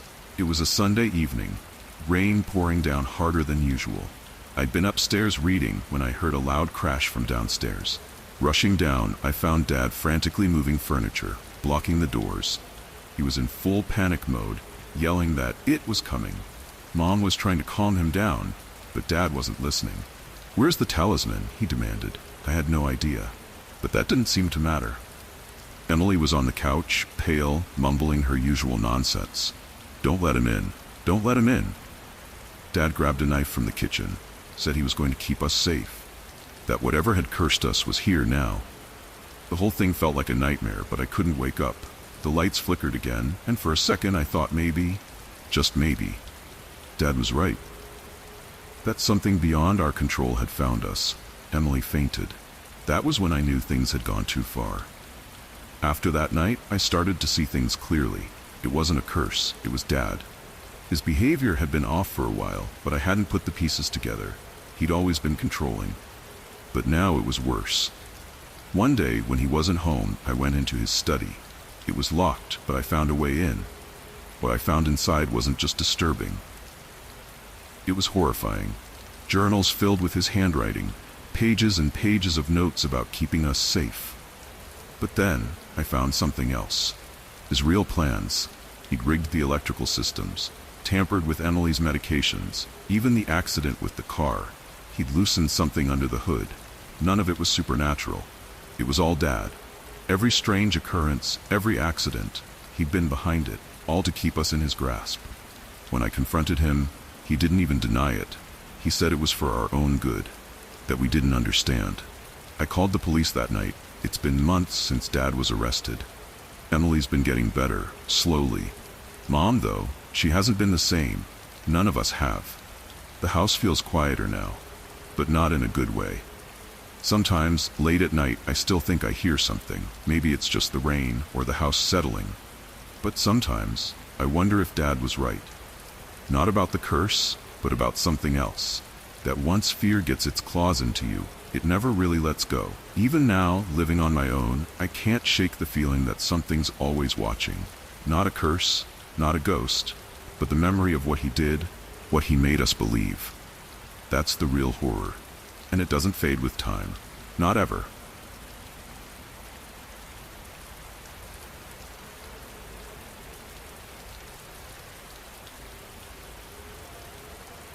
It started like most stories in small towns do, with a legend everyone pretends to believe in, but no one takes seriously. There's this old bridge at the edge of town, a creaking, rusted thing that spans over a narrow, winding river. The road that leads to it is hardly used now, only the occasional car or a few brave teenagers testing their nerves on a dare. And then there's the story of the woman in white. People say if you drive across that bridge late at night, you'll see her standing on the edge, pale as the mist that clings to the river below, watching, waiting. She's the ghost of a woman who died in a car crash there years ago, or so they say. But I never believed in all that. Not really. It was a Saturday night when I first saw her, or thought I did. It had been raining all day, a steady drizzle that turned the roads slick. By the time evening rolled around, the clouds were thick, set, the light fading quicker than usual. I was driving home from Tom's place, took the long way around to avoid the highway because of the weather. The bridge loomed up out of the mist like it always does, old, eerie, but familiar. I hadn't thought about the legend in years, but as my headlights swept across the road, there she was, standing just beyond the bridge, barely visible through the rain. A figure in white, motionless, staring straight ahead. I blinked. Told myself it was just a trick of the light, some late-night prankster or a lost hiker. But something about the way she didn't move, didn't even flinch as my car approached. It made me hesitate. I slowed down, watched her for a moment longer than I should have. Then I kept driving. Didn't stop, didn't look back. Not that night. The next few days passed without much thought about it. But then things started happening. Little things at first. Conversations about the bridge. People at work mentioning it like it had come back into everyone's mind at the same time. Then I heard about the accident. A young couple. Their car had gone off the road near the bridge, both dead on impact. No explanation other than the rain, slippery roads. And someone always says they saw the woman in white just before it happened. I told myself it was coincidence. Tried to laugh it off when Tom brought it up again, but I started noticing things. At night, when I drove near the bridge, I'd feel like I wasn't alone. My headlights would catch strange reflections in the water, something moving out there just beyond the road. And the calls started, late at night, my phone ringing but no one answering when I picked up. At first, I thought it was a wrong number, then a prank. But the silence on the other end, it wasn't normal. I stopped taking those calls, blocked the number, but somehow they kept coming. And every time I thought of her, that figure standing in the rain. A week later, I had no choice but to cross that bridge again. It was late. I'd been out longer than planned. Another rainstorm had hit, heavier this time. The roads were almost empty, and I was the only car heading toward the bridge. As I approached, everything felt off. The mist was thicker, the rain louder against the windshield, and then the car stalled. Just as I reached the middle of the bridge, everything went dead. No engine, no lights, nothing. For a moment, I sat there, staring through the rain-soaked glass, hoping it would start back up. Then I saw her, walking slowly from the far end of the bridge, same as before. Same white dress, same slow, deliberate steps. She wasn't in any hurry, but she was coming straight toward me. I tried the ignition again, nothing. Tried my phone, no signal. The figure was getting closer, closer. I couldn't wait any longer. I opened the door, stepped out into the rain. My heart wasn't racing, but there was something wrong about all of this. I watched as she stopped a few feet away, her face obscured by the downpour, but I could tell she was watching me. For what felt like an eternity, neither of us moved. Then she spoke. "I need help. Please." Her voice was calm, too calm. There was no fear in her eyes, no desperation, just a strange, hollow calm. I don't know why, but something told me to get back in the car, to lock the doors, to drive away, no matter what. But I didn't. I couldn't. Instead, I asked her what she needed, where she'd come from. Her story didn't make sense. She said her car broke down, said she'd been walking for miles, but there were no cars, no tracks, nothing to suggest anyone had been out there. I started feeling uneasy. Her calmness, the way she looked at me, like she was sizing me up. Then I remembered the couple. The accident, the rumors. This wasn't the woman in white. This was something else. Something much worse. I made an excuse, told her I needed to grab something from my car. And then I ran. I don't know how, but the engine roared to life the second I turned the key. I didn't wait to see if she followed. By the time I got home, I knew I had to tell someone. The next day, I went to the police, told them everything. The bridge, the woman, they took me seriously, more seriously than I expected. A few days later, they called me in, showed me a photo. It was her, but she wasn't a ghost. She was wanted for questioning in connection with a series of disappearances. The woman in white was real, and she wasn't haunting anyone. She was hunting them. I haven't gone near that bridge since. The police caught her a few days after my report, hiding out in an abandoned cabin near the river. She'd been using the legend, the fear of the woman in white, to cover her tracks. She'd wait for people to stop, wait for someone to believe the story, just enough to hesitate, and then she'd strike. They found bodies, more than one. The town was in shock for weeks, but the story didn't go away. People still talk about the woman in white, even though she's locked up now. Some say they've seen her, standing by the river, waiting. I tell myself it's over, that she's gone. But sometimes, late at night, I still get those calls. No one speaks. No one answers, and every time I think of her,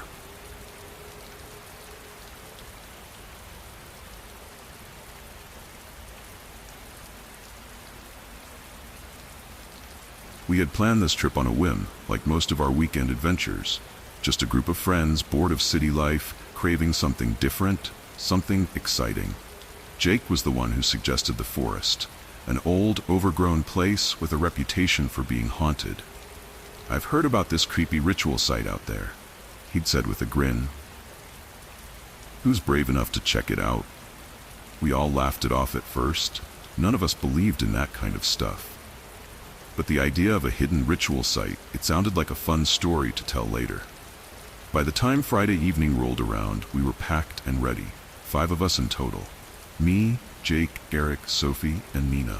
The drive out to the forest felt typical at first. Clear skies, the hum of the car engine, casual conversation. But as we neared the forest, things started to change. The road narrowed and the trees closed in around us like jagged teeth. And just as the sun dipped below the horizon, it began to rain. It wasn't a downpour at first, just a steady drizzle. But it made the world outside the car feel darker, smaller. We stopped at a gas station before reaching the trailhead, needed to grab a few things, and I needed the bathroom. As I stepped out of the car, I noticed an old man leaning against the wall, smoking. He watched us closely, a little too closely. When I came out, he muttered something under his breath as we walked past, something like, "Stay away from the marked trees." I didn't say anything to the others, figured he was just some crazy local, you know, the kind that thrives on scaring tourists. But his words stuck with me. We drove on, reached the trailhead, and by then, the drizzle had turned into real rain. It soaked through our jackets as we unloaded our gear, and Jake, always the eager one, grabbed the map. "All right, guys, let's find this ritual site." We laughed, nervously this time. The rain made the trail slippery, the ground turning into thick mud beneath our boots. But we trudged forward, joking and teasing each other to keep spirits up. Sophie pointed out that the trees seemed taller here, almost too tall, like they were hiding something. The deeper we went, the more the forest closed in. The sounds of the city faded completely. All we could hear now was the rain tapping on the leaves. Jake, map in hand, kept muttering about the directions, something about taking the third right off the main path. As we followed, I noticed the first of the strange symbols, carved into the bark of a tree. It looked fresh, too fresh to be ancient, but Jake shrugged it off. "Just a prank, right?" he said with a grin that didn't reach his eyes. We kept going, but the symbols appeared more frequently, on tree after tree. It was like we were being led somewhere. Eric tried to make a joke, said something about us being part of a horror movie, but no one laughed. And then we saw it, a stone circle, hidden beneath the thick canopy of trees, half buried in the mud, surrounded by overgrown bushes and strange tattered cloths tied to branches. It looked old, weathered, as if it had been here for centuries. Yet, the candles scattered around the stones were new. There were 5 of them, one for each of us, unlit but ready. Jake stepped forward, examining the site more closely. "It's just for show," he said. "Urban explorers must have set this up to freak people out." But the rain, the darkness, it made everything feel too real. And then we heard it, a distant noise, like footsteps. Slow, deliberate. We stopped, looking around, but there was nothing there. We decided to camp. Maybe not the smartest decision, in hindsight. The rain made it impossible to see much beyond the clearing, our flashlights barely cutting through the thick gloom. We set up our tents near the stone circle, trying to ignore the unease creeping in. Eric kept staring at the stones, muttering to himself, "This isn't right. Something's off." The rain pounded harder, masking all other sounds. At some point, Nina disappeared. One moment she was there, next, gone. We assumed she had wandered off to take a break. But after 10 minutes, we realized something was wrong. Sophie was the first to call her name, her voice barely carrying in the downpour. We searched the clearing, then beyond it. The trees loomed around us like silent sentinels, each one marked with those symbols. Our flashlights flickered. The darkness around us seemed to grow thicker. And then we saw something. A figure, standing at the edge of the clearing, just beyond the reach of our light. It was tall, unmoving, wrapped in something dark and slick from the rain. But the moment Jake shouted, it disappeared, like it had never been there at all. Panic set in. None of us knew where Nina had gone, and now there was someone or something out there with us. Jake wanted to go after it, but Sophie, she was too scared. We gathered together, backs to the circle, waiting, watching. Hours passed, maybe minutes. It was hard to tell in the rain. Then, Nina stumbled back into the clearing, disoriented, soaking wet, her face pale. Her hands were bound, her clothes torn. "They're not alone," she whispered, her voice barely audible over the rain. "They're watching us, waiting." She couldn't explain how she'd been caught, or by who. But as she talked, I realized something. The symbols, the markings, they weren't old. They weren't part of any ancient ritual. They were a warning, a sign for others, a signal. Jake went pale when I pointed it out, and then we heard them. More footsteps. This time, unmistakably human. We were being hunted. It wasn't a haunting. It wasn't ghosts or spirits. It was a trap. A trap set by people who knew how to lure the curious, the unsuspecting. They'd been watching us since the moment we entered the forest. We didn't wait. As soon as we realized what was happening, we packed our gear as fast as we could. But the rain, the mud, it slowed us down. We didn't get far before they caught up. They came from all sides, faceless in the rain, moving through the trees like shadows. But they weren't supernatural, they were real. And they were dangerous. We ran. No plan, no direction, just instinct. Jake was the first to fall, caught in a snare, yanked off his feet and dragged into the darkness. I wanted to help him. We all did. But we couldn't. We had to keep moving. We broke through the trees, finally reaching the road. But when we looked back, the forest swallowed everything behind us. No sign of Jake, no sign of our camp, just endless trees and rain. We contacted the authorities as soon as we got back, told them everything, but when they searched, they found nothing. No ritual site, no signs of a trap, just forest, and we never saw Jake again. The memory of that night still lingers with me. Even now, when the rain starts to fall, I can't help but think about that figure, standing in the dark, watching us, waiting. And I wonder, how many others have they caught since then?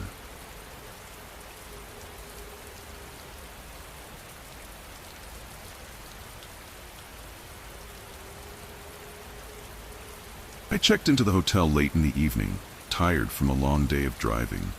Rain pattered against the windows, creating a steady rhythm that seemed to match my mood. The hotel was old, with faded carpets and walls that had seen better days. I had read about its history online, a century-old building once owned by a man who died under mysterious circumstances. There were rumors, of course, the kind that small towns love to spread. Stories about hauntings, ghosts wandering the halls at night, strange occurrences no one could explain. I didn't buy into that kind of thing, but I couldn't deny the place had a certain atmosphere. The receptionist, an older man with graying hair, handed me my room key without much conversation. He barely made eye contact, just grunted when I asked about the hotel's quirks. "Old place," he said. "You get used to the noises." I made my way to my room on the second floor.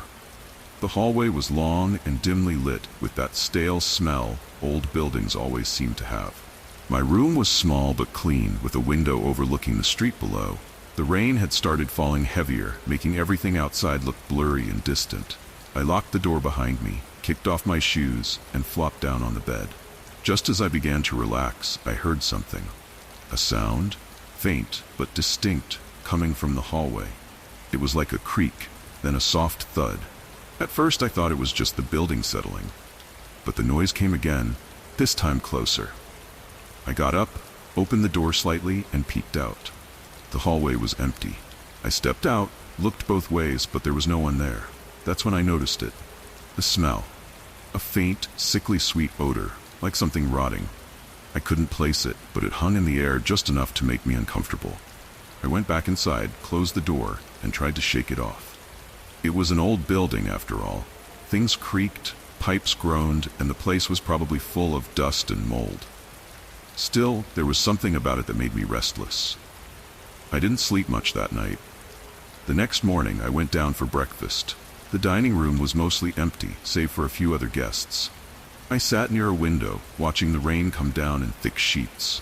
It seemed like it hadn't stopped since I arrived. There was something oddly isolating about the constant downpour.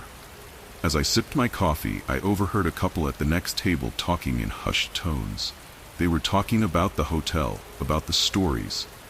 "I swear, I saw someone last night," the woman said. "Just standing in the hallway, not moving." Her husband waved her off, but I could tell he was uneasy too. I didn't join their conversation, but it made me think of the noises I heard. The rest of the day passed quietly, but that evening, things started to get strange. I was back in my room, trying to unwind, when I heard a knock on the door. It wasn't loud, more like a tap, barely noticeable. I got up, opened the door, but again, no one was there.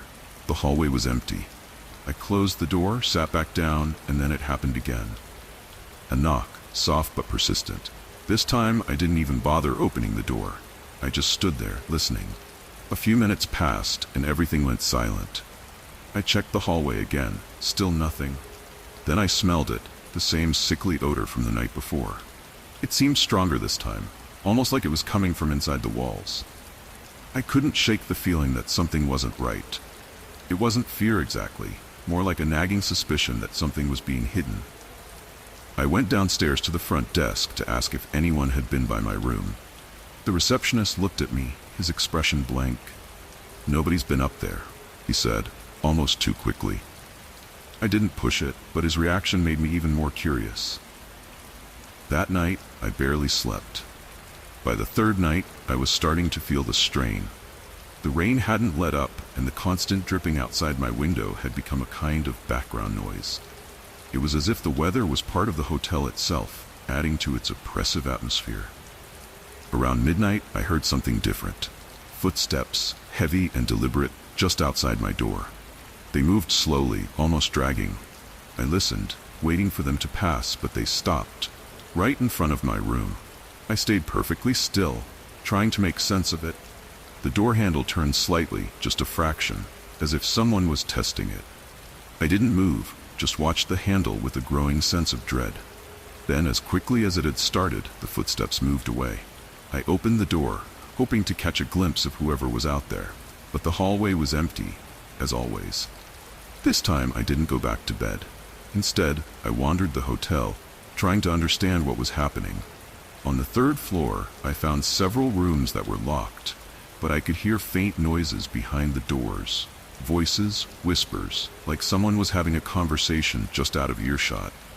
But when I knocked, no one answered. I went back downstairs and found the receptionist. He was just standing there, watching me. There was something about the way he looked at me that made me uneasy, like he knew exactly what I was thinking. I asked him about the locked rooms, and he just smiled.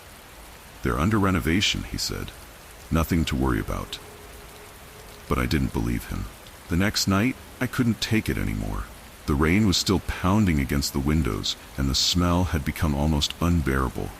I decided to explore the basement, a place I hadn't dared to go yet. The stairs creaked under my weight as I descended into the dark. It was colder down there, the kind of cold that seeps into your bones. At the bottom of the stairs, I found a door, old and rusted. It wasn't locked, so I pushed it open. Inside was a small, cramped room filled with tools, wires, and what looked like maintenance equipment. But there was something else. In the corner, hidden under a tarp, were bundles of old, rotten wires. The smell was coming from them, and it was overpowering. Then I saw it. Blueprints. They were for the hotel's electrical system, but someone had been tampering with them. Wires were rerouted, circuits deliberately damaged. It hit me. These accidents weren't accidents at all. Someone was sabotaging the hotel. As I turned to leave, I heard a noise behind me. The manager stood in the doorway, his face calm, but his eyes cold. "You shouldn't be down here," he said. I managed to slip past him and ran straight to my room, locking the door behind me. My mind was racing, trying to piece everything together. The noises, the smells, the strange occurrences, it was all part of his plan.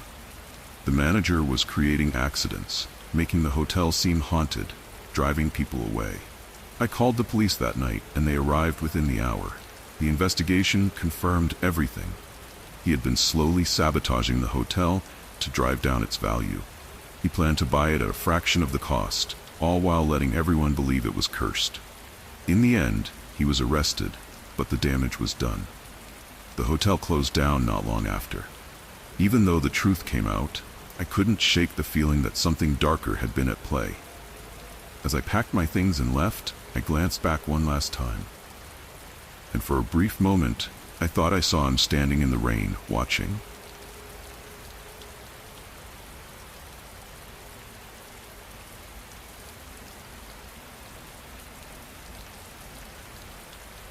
It was a rainy evening when I first heard about Tom's disappearance.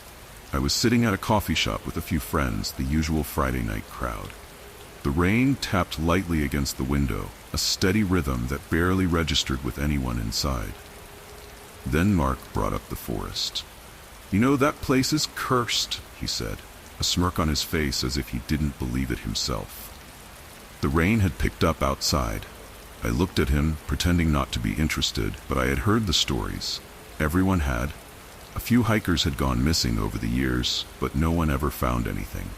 "Tom went in there last week," Mark added. "Never came back." We all knew Tom. He wasn't reckless. He wasn't the type to wander off trails or take unnecessary risks. I couldn't stop thinking about it as Mark described how search parties had combed the area, but not a single trace of him had been found. For some reason, I couldn't let it go. There was something about the forest that nagged at me. The rumors, the disappearances. It didn't sit right.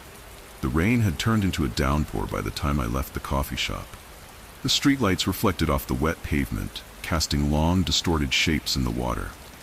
I couldn't shake the image of Tom, lost out there in the rain, cold and alone. I told myself I was just curious, but the next day I found myself packing a bag and heading toward the forest. The rain had slowed to a drizzle by the time I reached the forest's edge. It was late afternoon, the sky heavy with dark clouds that made it feel later than it was. I wasn't superstitious. I didn't believe in curses or haunted woods. But as I stepped onto the trail, something about the stillness felt different. The path was slick with mud, and the trees, tall and looming, created a canopy that blocked out most of the remaining daylight.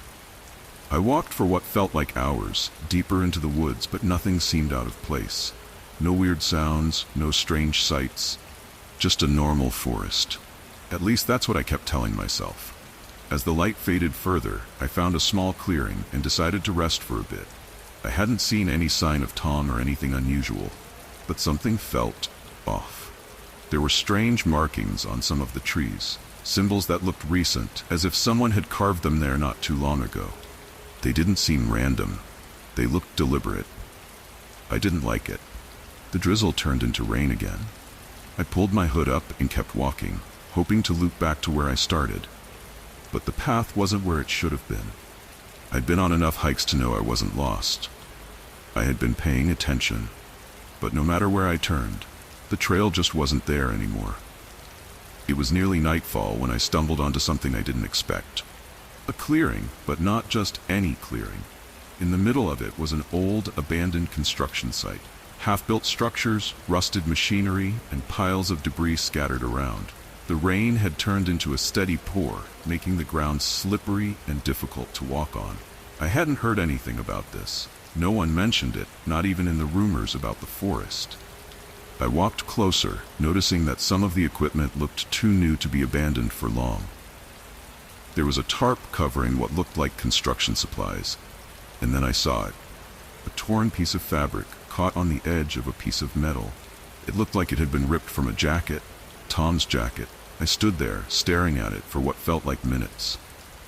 This was the first sign of him. He'd been here, but why? And where did he go? I called out his name, but my voice barely carried through the rain. There was no answer, no movement, just the constant drumming of rain on metal. As I turned to leave, I noticed something else. A door, partially hidden under a pile of debris. It led down into the ground. A bunker of some kind. I hesitated. Part of me didn't want to go in, but I had to know. I had to find out what happened to Tom. The air inside the bunker was damp and musty. I had to use my phone's flashlight to see anything. The walls were covered in graffiti, strange symbols that reminded me of the ones I'd seen on the trees. But this wasn't just random vandalism. It felt like a warning. As I moved deeper inside, I started noticing more. Tools, equipment, and what looked like blueprints scattered on a table. Then I heard voices. I froze, listening. They weren't close, but they were definitely human. Two men, talking quietly. I crept closer, trying to stay hidden. "We need to keep people out," one of them said. The last one got too close. "If they find out about this, the whole operation's done." The other man chuckled. "Don't worry, the curse is doing its job. No one's coming out here anymore. That hiker was just unlucky." My blood ran cold. They were talking about Tom. I pieced it together quickly. The developer who'd been trying to build here had staged the whole thing.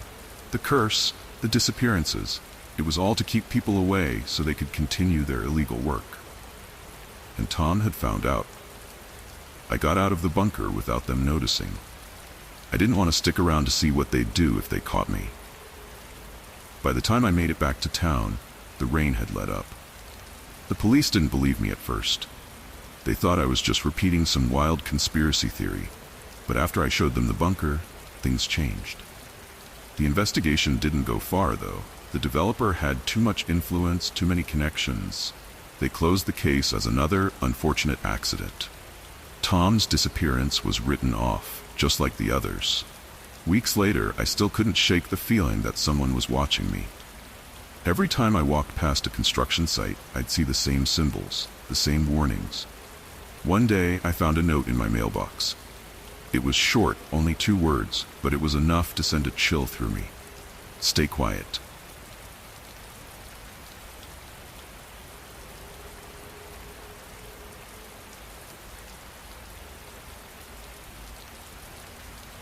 It was one of those rainy nights where everything felt muted, like the world outside was trying to be quiet. I had just finished cleaning up dinner and was settling in with a book when my phone buzzed. It was Gary, my old college friend. I hadn't heard from him in a few weeks, which wasn't unusual. He was a bit of a recluse these days. "Hey man, need to talk," the text read. I sighed, grabbed my coat, and decided to pay him a visit. The rain was coming down heavier by the time I pulled up in front of his house. The windows were all dark, and there was no sign of movement inside. For a second, I thought about just heading home. Maybe Gary had fallen asleep or something. But then I saw a light flicker on in the living room. I stepped out of the car, letting the rain soak through my jacket as I made my way to the front door. Gary opened it before I could knock. He looked rough. Pale, eyes sunken in, like he hadn't slept in days. "Thanks for coming," he muttered, stepping aside to let me in. His place smelled stale, like it hadn't been aired out in weeks. I glanced around, noticing piles of unwashed dishes, empty beer bottles, and clutter everywhere. "You all right, man?" I asked, trying to keep things casual. Gary didn't answer right away. Instead, he sat down on the couch, staring at the floor. "I think something's wrong with me," he said, finally breaking the silence. I waited for him to continue, but he just sat there, running his hands through his hair. "You ever feel like something's inside you, controlling you, making you do things?" he asked. I shrugged, trying not to laugh. "You mean like possession?" I joked, but he didn't smile. He was dead serious. "I'm not kidding, Tom. There's something in me. I can feel it. It's making me violent." I didn't know what to say. Part of me wanted to leave right then, but another part, maybe the loyal friend part, decided to stay. "All right, let's talk it out. What's going on?" I asked. He started telling me about the voices he'd been hearing, the blackouts, the strange things he couldn't explain, like waking up in places he didn't remember going. It sounded like a breakdown, but Gary insisted it wasn't just in his head. "There's something inside me. Something evil," he whispered, as if the walls were listening. The next few days, I couldn't shake what Gary had said. I found myself driving past his house more often, checking if his car was in the driveway. I didn't stop by, though. Something about that night stayed with me. Something unsettling. Then, one evening, I got another message. "Come quick," it said, followed by nothing else. The rain had started up again, and it was already getting dark by the time I arrived. His house was lit up this time, but the atmosphere inside felt strange. There was no music, no TV on, just silence. And Gary, he was standing in the middle of his living room, staring blankly at the wall. "Gary?" I called out. He turned slowly, his expression vacant. His skin was even paler than before, and his eyes, they looked distant, like he wasn't really there. "I did it again," he mumbled. "The voices told me to, and I couldn't stop it." "What did you do?" I asked, trying to stay calm. He didn't answer. Instead, he pointed to his hand. There was dried blood on his knuckles. "I don't remember, but I know it wasn't me. It wasn't me," he muttered. I backed up toward the door, feeling like I shouldn't be there anymore. But then he started talking about a man, some kind of spiritual healer he'd been seeing. Said the guy had promised to help him, but things only got worse after that. The more he talked about this guy, the more uneasy I became. It was like Gary was being controlled, but not by a demon, by something or someone else. I knew then that I had to find out who this man was. I didn't hear from Gary for nearly a week after that. I tried calling, texting, nothing. I was starting to worry, but then, late one evening, my phone rang. It was him. His voice was frantic, almost incoherent, but I managed to make out, "Help, come now, it's happening." I didn't think twice. I grabbed my keys and sped over to his place. The rain was coming down in sheets when I got there, and his front door was wide open. I stepped inside, and the first thing I noticed was the destruction. Furniture overturned, mirrors shattered, walls scuffed like there had been a struggle. Then I heard him, upstairs, screaming. I rushed up, heart pounding, and found Gary in his bedroom. He was standing over a broken lamp, his face twisted in some kind of torment. "It's him," Gary growled. "He's making me do this. He's in my head. I can't stop." He lunged at me, but I managed to dodge, grabbing his arm. We struggled for what felt like forever, until he collapsed, shaking, sobbing. As I helped him to his feet, I noticed something. There was a notebook on his bed, filled with strange symbols and handwriting I didn't recognize. But then it hit me. This wasn't some ancient demonic text. This was some kind of hypnosis guide, instructions on how to control someone's mind. I pieced it together over the next few days. The spiritual healer Gary had been seeing wasn't some harmless crackpot. He was a con artist, using hypnosis to manipulate Gary, to plant violent suggestions in his head. I dug around, found out the guy had a history. There were police reports, other victims, all of them saying the same thing. He'd make them believe they were possessed. And when they were at their most vulnerable, he'd control them. I confronted Gary with what I found. At first, he didn't believe me. He was convinced it was a demon. But once I showed him the notebook, the symbols, the evidence, he started to break down. It wasn't supernatural. It was just a sick man playing with his mind. We went to the police, filed a report, gave them everything. It turned out the authorities had been looking for this guy for years. He'd moved from town to town, always leaving behind broken lives in his wake. But now they had enough to go after him. They arrested him a week later. Gary never fully recovered. He spent some time in therapy, but the scars of what happened, what he was made to believe, never really went away. We didn't talk much after that. I guess he needed distance from everything, from everyone. I don't blame him. As for me, I couldn't help but feel guilty. I should have seen the signs earlier. Should have done something before things got that bad. But hindsight's always 20/20, right?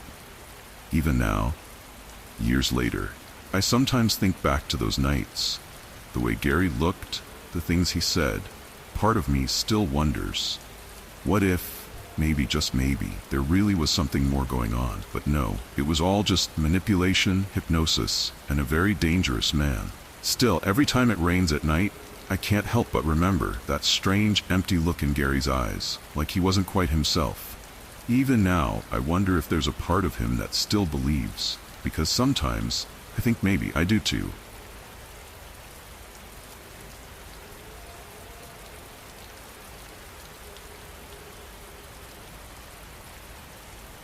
It all started with a stupid bet. We were at a bar, the kind of place that smells like spilled beer and regret, swapping stories about local legends. Someone brought up the old Callahan house, that rundown mansion on the hill, the one everyone swore was haunted. I'm not superstitious, never have been. But after a few drinks and more than a few laughs at my expense, I found myself accepting the dare. Spend one night in the Callahan house, they said. Prove it's not haunted, they said. I laughed it off, but I was committed now. It was a cold, rainy night when I finally drove up to that place, headlights slicing through the evening fog. The rain wasn't letting up, and the road was practically a mudslide. As I pulled up, the house loomed in front of me, its windows dark and lifeless, just like they'd been for years. I parked the car, took a deep breath, and grabbed my flashlight from the glove compartment. The door to the house was barely hanging on its hinges, creaking as I pushed it open. Inside, it was just as you'd expect, dusty, cold, and abandoned for what seemed like forever. I set my bag down, tossed my flashlight onto a broken table, and tried to settle in for the night. But the second I stopped moving, that's when the weird stuff started. A soft rustling sound. It came from somewhere upstairs, just faint enough to make me question if I'd actually heard it. Probably just rats, I muttered to myself, trying to ignore the flicker of unease that crept in. I was pacing the old living room, trying to get a feel for the place. The rain outside drummed on the roof like impatient fingers, and I could feel a draft seeping through the cracks in the walls. There was this painting on the wall, crooked and torn, of some old man in a suit. He stared out at me with dead eyes, almost as if he was daring me to look away. I moved into the next room, trying to shake the weird feeling, but it followed me, clinging to the corners of the house. More noises came, soft, deliberate. I told myself it was just the old house settling, but something felt off. The floor creaked above me, like someone or something was walking. I pointed my flashlight up the stairs, half expecting to see something there. But there was nothing. I was still alone, or so I thought. Every time I turned around, I thought I saw something out of the corner of my eye. Just shadows playing tricks, I told myself. But no matter where I moved in that house, I couldn't shake the feeling. There was something else there.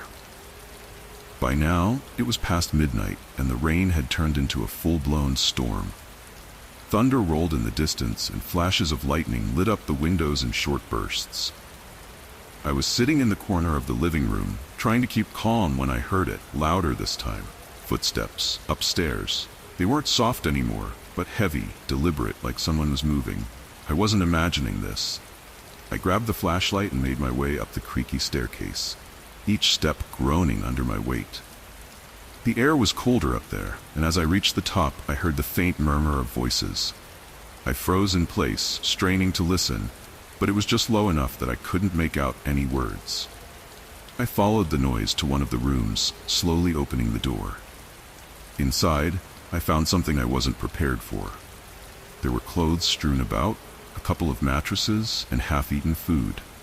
Whoever was here, they weren't ghosts. They were very real. I turned to leave, but a door down the hall slammed shut. And that's when I saw it. Figures moving toward me, fast. Panic set in.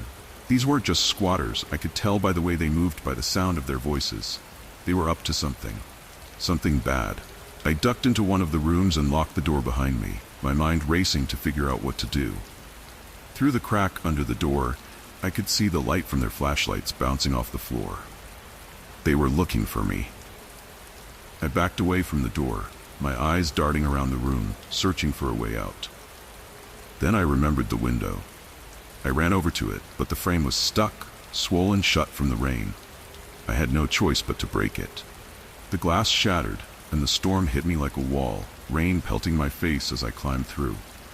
I landed hard in the mud below, my hands sinking into the wet earth as I scrambled to my feet. Behind me, I could hear them, shouting, chasing me. I didn't stop. I bolted for the car, slipping and sliding in the mud, my flashlight long forgotten behind me. When I finally reached the car, I threw the door open and slammed it shut behind me, locking it in a frenzy. The figures were closing in, but I was already peeling out, tires spinning in the muck. I drove faster than I ever had before, the house shrinking in the rearview mirror. I made it to the police station in one piece. They didn't believe me at first, not until I showed them the mud-streaked window of my car, the glass still clinging to the frame. They went out there the next morning, found the squatters, arrested them on the spot. Turns out, they were running some sort of operation from that house, using it as a hideout. Drugs, stolen goods, you name it. They'd been there for months. Looking back, I still can't believe I spent the night there. It wasn't ghosts or spirits, but in some ways, it was worse. Real people doing real harm. And to this day, whenever it rains, I can't help but think of that night. Of the shadows I saw moving, of the voices I couldn't understand. And I wonder, if I had stayed longer, what might have happened. Because not everyone who goes into that house comes back out. At least, not like they went in.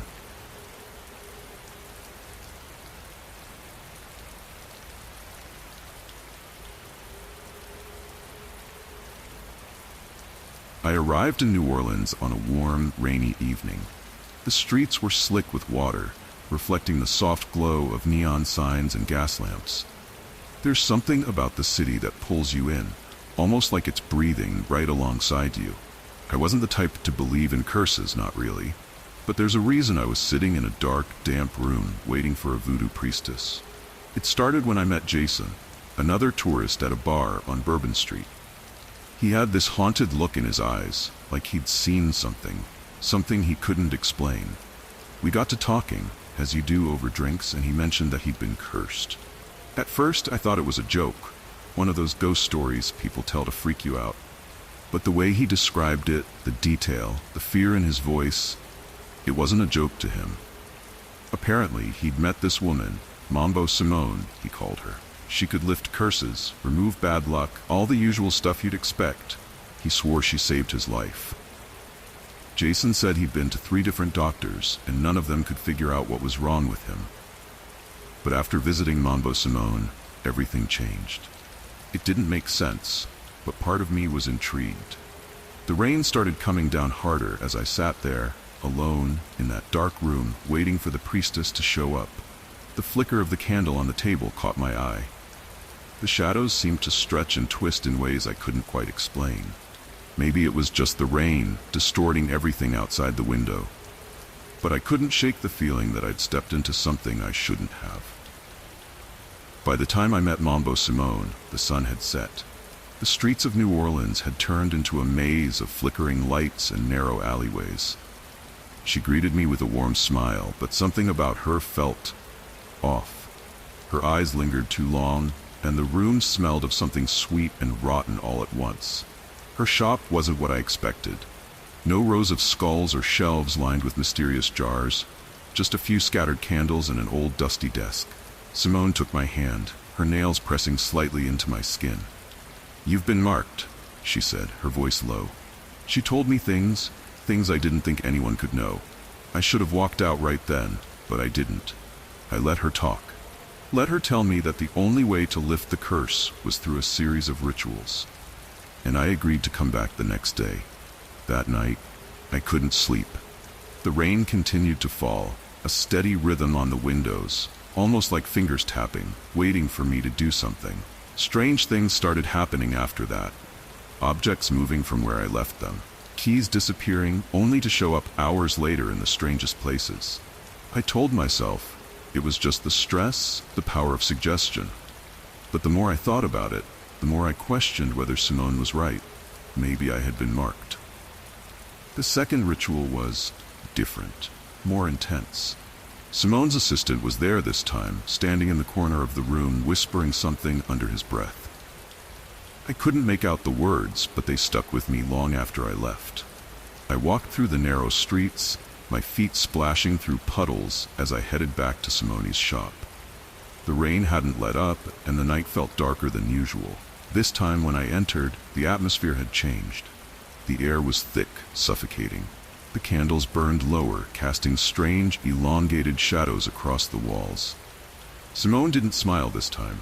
She went straight into the ritual, asking for something personal. Hair, a piece of clothing, anything that carried my essence, she said. I hesitated, but eventually handed over my watch.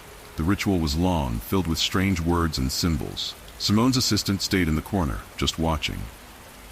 Something about the way he stood there, so still, so quiet. It unnerved me. I started to feel dizzy, like the room was spinning, but not physically. It was more like my thoughts were being twisted. I tried to focus, tried to make sense of what was happening, but I couldn't. Then, in the middle of it all, I saw something. A small, blinking red light in the corner of the room. It was faint, barely noticeable in the dim light, but it was there. A camera. I froze. The realization hit me slowly, but once it did, it all started to make sense. The whispers, the eerie atmosphere, the staged rituals, it was all an act. After the ritual ended, I didn't leave. Not right away. I pretended to be grateful, thanked Simone, but my mind was racing. That camera, it wasn't there for some harmless reason. They were watching me, watching every visitor. I made an excuse to go to the bathroom and slipped down a hallway instead. That's when I found the room.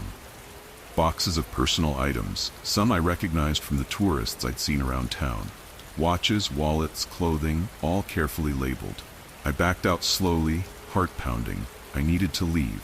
But before I could make it out, Simone's assistant stepped into the hallway, blocking my path. "You shouldn't be here," he said, his voice low, threatening. My mind raced, thinking of excuses, anything to get me out of there. I mumbled something about getting lost, but I knew he didn't believe me. I walked past him, keeping my head down, pretending like everything was fine. But the second I was out the door, I ran. I didn't stop running until I was far away from the shop. The rain soaked through my clothes, but I didn't care. I just needed to get as far from that place as possible. The next morning, I went to the police. I told them everything about Simone, the staged rituals, the camera. They listened, but there wasn't much they could do. The shop was gone by the time they checked. Simone and her assistant had disappeared. I tried to move on after that, but the whole experience stayed with me. Every now and then, I'd search online to see if anyone else had reported similar scams. But there was never anything. It was like they'd vanished without a trace, leaving nothing behind but an unsettling memory and the knowledge that I'd come too close to something dangerous. Now, whenever I think about that rainy night in New Orleans, I wonder just how many people fell for their tricks. How many others were conned by the allure of dark magic and the fear of a curse.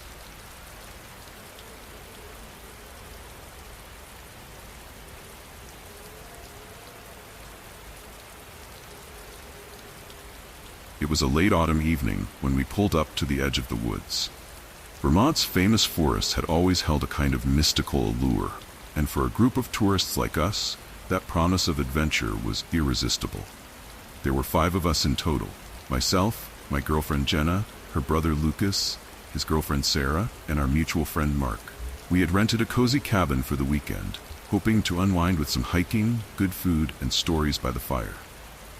The rain had started as a light drizzle when we arrived, the drops pattering softly against the windshield. By the time we had settled in and unpacked, the drizzle had grown into a steady downpour, casting a shadowy haze over the dense woods surrounding us. Jenna made a comment about how creepy the place looked in the rain. I brushed it off with a laugh, though I couldn't help but agree, deep down. The cabin was charming. A perfect little escape, but something about the isolation of the woods seemed different now that we were actually here. It was more remote than we'd expected. Not a single sign of civilization in sight once we passed the last town miles away. Still, that's what we wanted. An escape from everything. Lucas, ever the outdoorsman, suggested a night hike.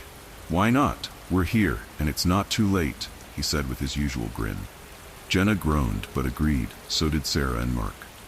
The rain was light enough that we figured it would add to the adventure, making the forest seem even more otherworldly.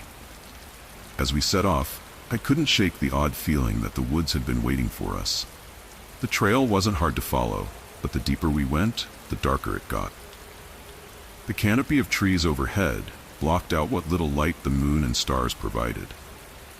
Our flashlights danced across the damp ground, casting strange shadows as we moved. We walked for a while, talking and laughing, but the farther we ventured, the quieter everyone became. Lucas, leading the way, suddenly stopped and knelt down. "What is it?" Mark asked, stepping closer. Lucas pointed. A cluster of bones, small but unmistakable, lay at the base of a tree. At first glance, I thought it might be an animal that had died naturally, but the bones were too neatly arranged. Perfectly symmetrical, like they'd been placed there deliberately. "Maybe someone's messing with us," Sarah said, her voice low. I agreed, trying to sound casual. Lucas shrugged and kept walking, but I noticed the others exchanged glances before following him. We kept going, the sound of rain growing louder as it fell through the leaves. It wasn't long before we found more bones, larger this time, in the same strange arrangement, forming a pattern none of us could make sense of. Mark joked about local cults, laughing nervously, but no one else laughed. Jenna grabbed my arm and whispered, "Let's head back." I agreed. We should have turned around then, but Lucas pressed on, curious about what we might find deeper in the forest. That's when we saw the first symbol carved into a tree. It was jagged, uneven, and unlike anything I'd ever seen before. Almost like an old rune, but not quite. Lucas reached out and touched it, his fingers tracing the grooves. "Could be vandals," he said, but there was doubt in his voice. Sarah frowned and stepped back, clearly uncomfortable. "Let's head back," I said more firmly this time, but Lucas wasn't listening anymore. He was staring deeper into the woods, where the darkness seemed to be growing. The symbols began to appear on more trees every few feet, and every time we saw one, it felt like a marker, guiding us further in. The rain fell harder now, soaking through our jackets as we trudged on, the path barely visible in front of us. We should have turned back. We all knew it. But there was something pulling us forward, some irrational curiosity we couldn't shake. That's when we saw the clearing. Lucas stopped dead in his tracks, flashlight aimed straight ahead. In the center of the clearing was a large stone altar, slick with rain and something else. Animal remains were scattered around it, fresh, too fresh. And then, behind the altar, figures. At first, we thought it was some kind of ritual. They stood perfectly still, cloaked in darkness, and their faces hidden by hoods. No one moved, not us, not them. The rain pounded down around us, the sound filling the air, and still no one moved. Jenna squeezed my arm, her breath coming in sharp gasps. "Let's go now," she whispered, her voice barely audible over the rain. I wanted to turn and run, but my feet wouldn't move. Then one of the figures stepped forward, slowly, deliberately. I thought I saw something glint in their hand. It wasn't until Mark shouted that I snapped out of it. "Run!" he yelled, bolting back the way we came. That was all it took. We all turned and ran, slipping and stumbling through the mud, our flashlights bobbing wildly in the dark. Behind us, I could hear footsteps, heavy and fast, closing the distance. We didn't stop running until we were back at the cabin, drenched and panting. Mark slammed the door shut, locking it behind him. No one spoke for a while, too shaken by what we'd seen. Jenna sat down, her face pale. "What the hell was that?" she finally asked. Lucas shook his head, wiping the rain from his brow.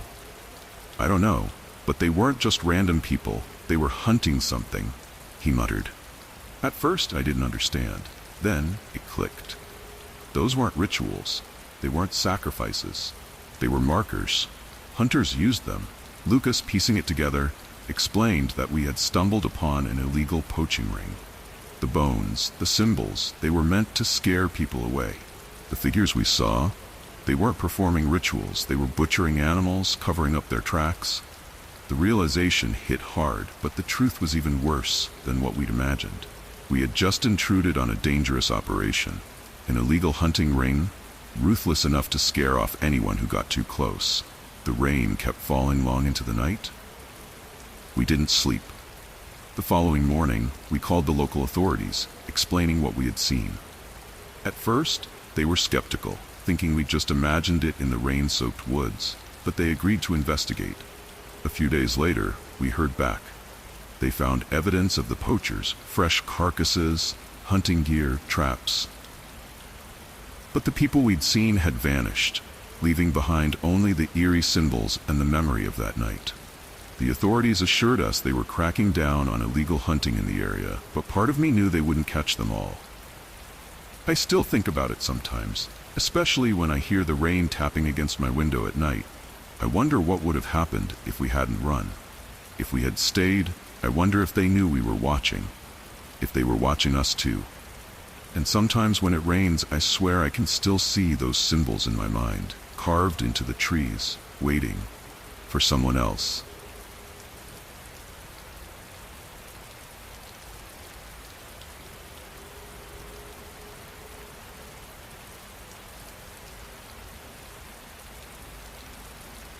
I hadn't been to Tennessee in years, not since my friend Mike passed away, and that was almost a decade ago. Now, I was back for another funeral, one I barely knew how to feel about. The rain had started in the late afternoon, just as I was heading to the small cemetery. It wasn't a storm, but it was steady enough to soak through my jacket. The cemetery looked just as I remembered, old, overgrown, and eerily quiet, even for a place like this. Somehow, the combination of the evening mist and the constant drizzle made it seem even more forgotten than before. The locals used to say it was haunted. You'd hear it in passing at the diner or gas station, a kind of casual ghost story everyone accepted. Mike and I used to joke about it, saying we'd never buy into something so ridiculous. But now, standing among the gravestones, I wasn't so sure. A few people lingered after the service, umbrellas held low, faces barely visible under their hoods. I didn't feel like talking, so I drifted toward the back, away from the main group. That's when I noticed it. A patch of earth, disturbed and muddy, next to an old, crumbling tombstone. It looked fresh, too fresh. I hesitated, wondering if someone had been messing around back here, but no one else seemed to notice. It felt like something I should ignore, so I did. At least I tried to. The next day, I couldn't shake the image of that disturbed earth. I spent most of the day around town, running into a few people I hadn't seen in years. Conversations were brief, polite, but I couldn't get the cemetery out of my mind. I thought about going back, but it seemed pointless. Then, over lunch, I overheard something. A group of older folks at the diner were talking about the cemetery, about strange lights, weird noises, and the feeling of something not right at night. They spoke in hushed voices, but I caught enough to pique my interest. It was the same old ghost story Mike and I had laughed off years ago, but this time, the way they talked about it, it didn't seem funny at all. I found myself heading back to the cemetery before I realized what I was doing. By the time I arrived, the rain had started again, a light drizzle that made everything feel colder than it was. The place was deserted, just rows of stones and statues staring silently into the gray evening. I walked past the disturbed patch, and it looked even worse today. The earth was messier, like someone had been digging. I knelt down, trying to get a better look, but something behind me caught my attention. A flicker of light, far back near the trees. I stood up quickly, squinting through the rain, trying to figure out what I'd seen. But nothing moved. Just shadows and wet branches swaying in the wind. I told myself it was nothing, but I didn't stay much longer. I couldn't sleep that night, not with the thought of the cemetery gnawing at me. The rain had picked up again, a constant tapping against my hotel window. Part of me knew I shouldn't go back, but a bigger part of me needed to. I grabbed my jacket and flashlight, not even bothering to dry my shoes as I slipped out the door. The streets were mostly empty, just the sound of rain against the pavement as I made my way to the cemetery. The gates were unlocked, creaking slightly as I pushed them open. It was darker than I'd expected, the trees casting long shadows across the paths. I turned on the flashlight and made my way to the back, where the disturbed tombstone was. The air was colder here, or maybe it was just the way everything felt still, too still. I heard it then, a scraping sound, soft at first but unmistakable. I moved the light toward the sound, past rows of graves and trees, until I saw them. 2 figures, hunched over a grave, their backs turned to me. They didn't notice me at first, but the moment my flashlight hit them, they froze. For a second I couldn't move, couldn't think. Then one of them stood up slowly, turning toward me. I don't know what I expected. Maybe a ghost, maybe something worse. But it wasn't a ghost. It was a man, older, grizzled, and holding a shovel. Beside him, another man, younger, with a dirty sack slung over his shoulder. They didn't say a word, just stared at me for what felt like an eternity. I took a step back, my mind racing, trying to figure out what was happening. Then the older man grinned. He glanced at the grave they were standing over, and suddenly it clicked. They weren't ghosts, they were grave robbers. The disturbed earth, the lights, the whispers, they were using the cemetery's reputation to cover up their crime. For a second, I thought about running, but I couldn't. Not yet. I had to know why. "What are you doing?" I asked, though I already knew the answer. The younger one spoke first, his voice low, almost amused. "Looking for treasure. What else?" The authorities were called the next morning. They found the 2 men right where I'd left them, still digging up graves in search of some mythical treasure. It turned out they'd been at it for weeks, using the haunted reputation of the cemetery to scare off anyone who might come too close. The whole town was shaken by the news, but some people still refused to believe it. They preferred their ghost stories, their vengeful spirits. As for me, I left town as soon as the investigation wrapped up. But I couldn't shake the feeling that something else was off. Before I left, I found a note slipped under my hotel door. It was short, simple. "Some things are better left buried." No name, no explanation, just those words. I don't know who sent it, but I didn't stay to find out. The cemetery might not be haunted, but some secrets are worse than ghosts. And some things, no matter how much we dig, are never really uncovered.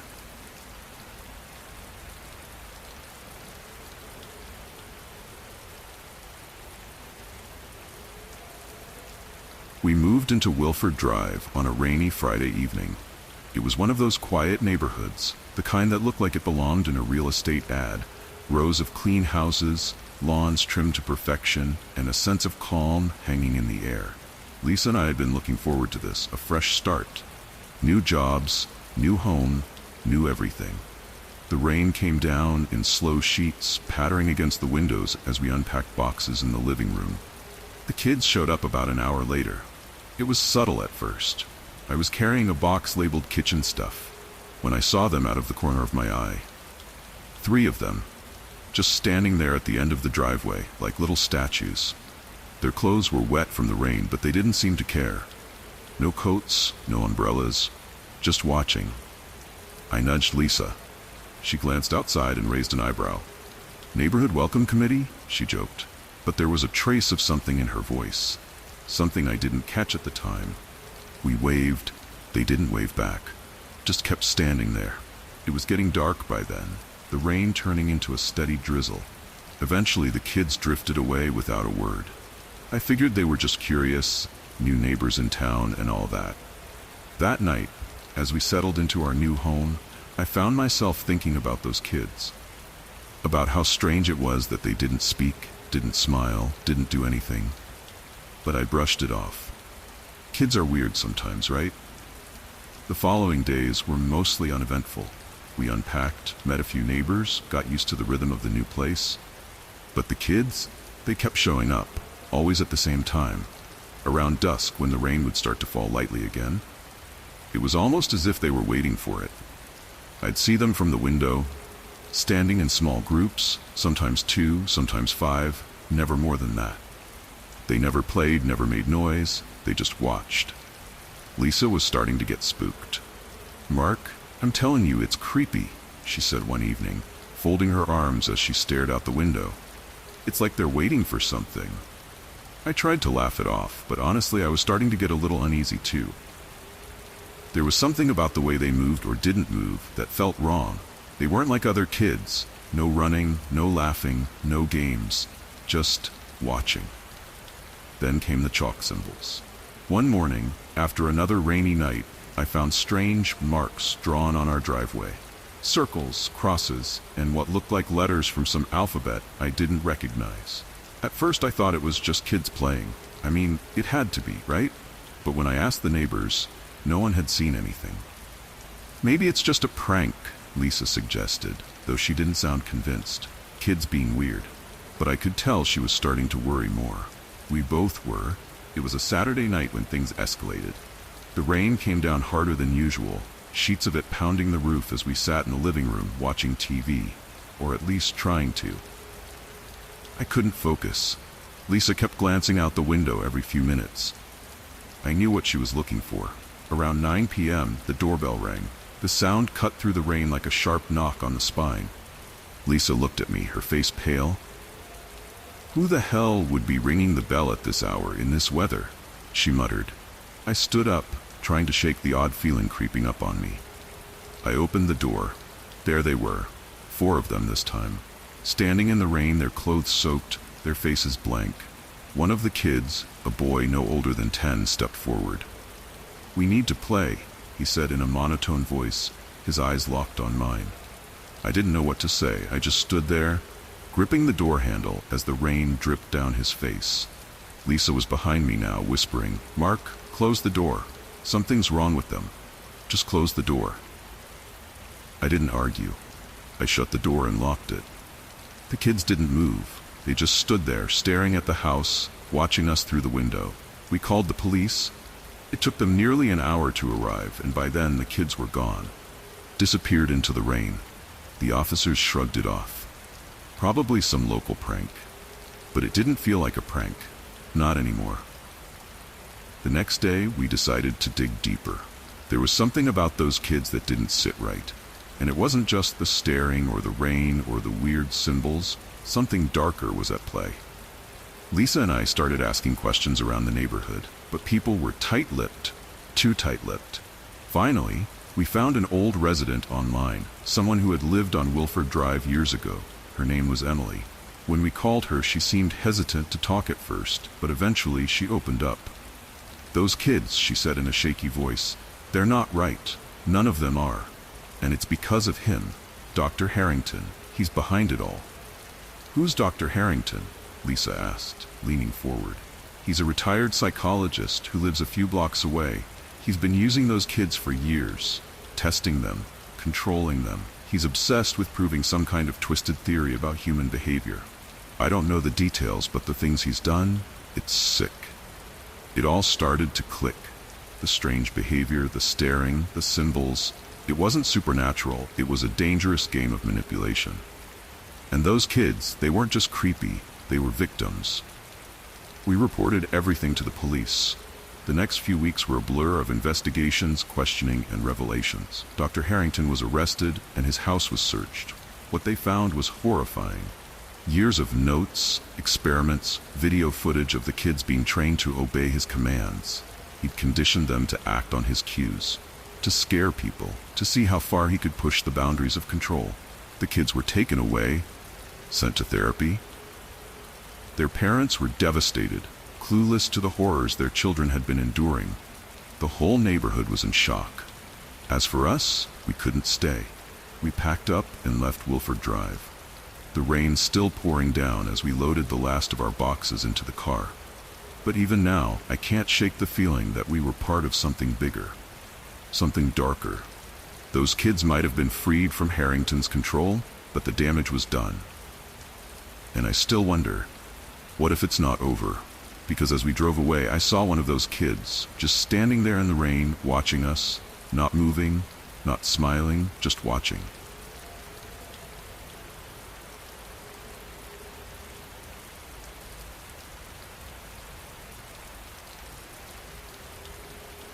It had been raining for hours, a steady drizzle that seemed like it might never end. I'd only been in this town for a few weeks, long enough to get used to its quiet streets, but not long enough to know many people. That's why when Susan from down the street invited me to a community meeting, I figured, why not? I wasn't expecting much, maybe some local gossip, the usual small town concerns. But that evening, something felt different. The room in the old town hall was full of people who I'd seen around but never spoken to. They were all a little too quiet, a little too still. Susan, with her long gray hair and wide unblinking eyes, sat at the front of the room. She was talking about spirits, about evil forces that had been disturbing the town for years. Everyone listened with an intensity that made me feel like I'd walked into something strange. A few minutes into her speech, something shifted in her. Her voice dropped, and her body started shaking. Her hands gripped the table in front of her, knuckles white. And then, she wasn't Susan anymore. The voice that came out was low, guttural. I glanced around, waiting for someone to laugh or break the tension, but no one did. Instead, they leaned in closer, as if they believed every word. Susan, or whatever had taken over her, spoke about darkness, about possession. I didn't know what to think. Maybe it was a trick, or some weird local tradition. I didn't stay to find out. I left as soon as the meeting ended, walking home in the rain, wondering what I had just witnessed. The next few days were quiet, too quiet. I tried to put the meeting out of my mind, but Susan came by the house. She knocked on my door late one evening, just before dusk, her face pale and eyes wide. "Lily, you need to protect yourself." "The spirits are coming," she whispered. I didn't know what to say, so I nodded, hoping she'd leave. But she didn't. Instead, she handed me a small object. It was an old charm, a string of beads tied together with faded thread. "Keep this with you, it will keep them away," she said. Then, just as suddenly as she'd arrived, she turned and walked down the street, disappearing into the evening mist.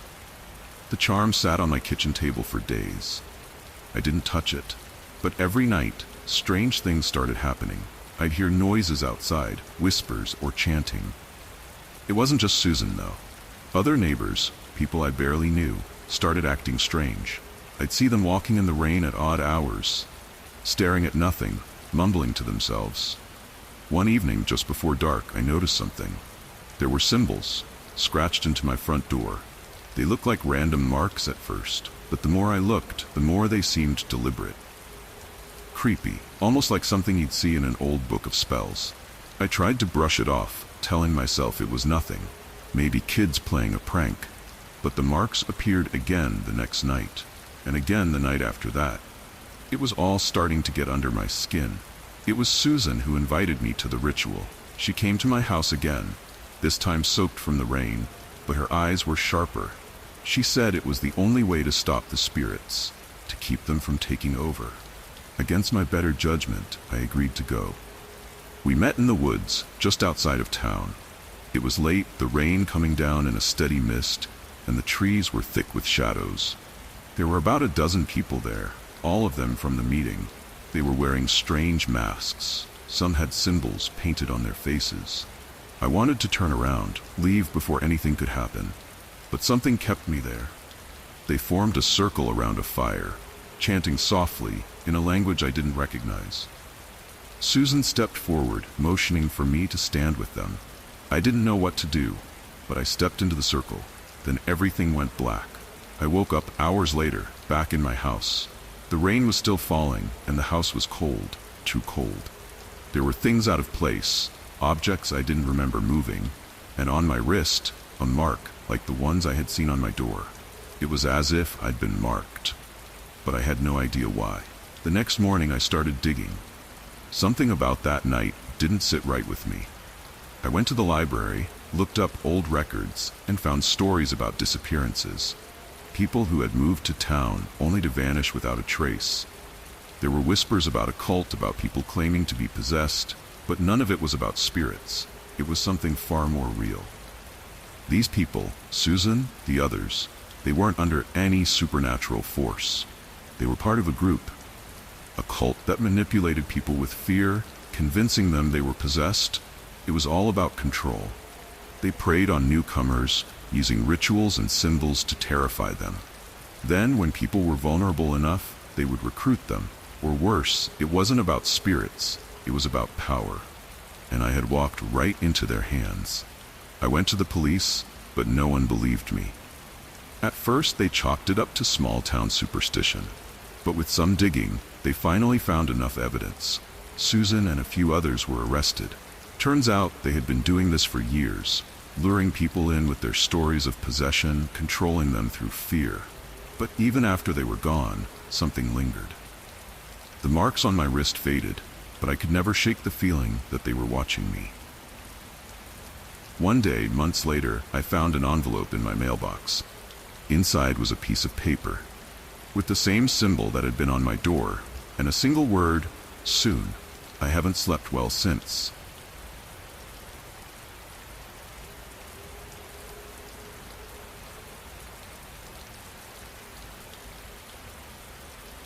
The rain had started as a drizzle when I first rolled into Lost Creek. The kind of rain that taps lightly on the windshield but never lets up. I wasn't planning to stay long, just a quick stop on my way through Montana. It was supposed to be a relaxing detour, a few days of peace in this small town. But Lost Creek wasn't exactly welcoming. Something about it felt off, though I couldn't put my finger on it just yet. The town was quiet, unnervingly so, even for a place as remote as this. The streets were practically empty, with just a few old trucks parked by the rundown diner and a couple of small shops. The rain had picked up by the time I found the bed and breakfast, a creaky old house, the kind that could have used a fresh coat of paint about 20 years ago. The owner, a woman in her 60s, greeted me with a hesitant smile. She didn't ask many questions, almost like she'd seen strangers come and go and preferred not to get involved. Later, as I checked in, I saw something that caught my attention on the bulletin board by the front desk. A faded missing persons flyer. Then another. And another. All from different years, dating back as far as the late 90s. A chill prickled at the back of my mind, but I brushed it off. Small towns have stories, I told myself. Everyone's got skeletons in their closet, right? I tried not to think about it too much as I settled into my room. But the rain kept falling, and with it came a feeling I couldn't shake. The rain hadn't stopped by the next evening. In fact, it had only gotten worse, turning the dirt roads into muddy streams. I spent most of the day wandering around town, trying to get a sense of the place. But it felt like the town was watching me, not with eyes, but with its quiet, its stillness. Every shop I walked into, the conversations died down. People nodded politely, but there was something unspoken behind their eyes. I had dinner at the diner, the only place open after dark.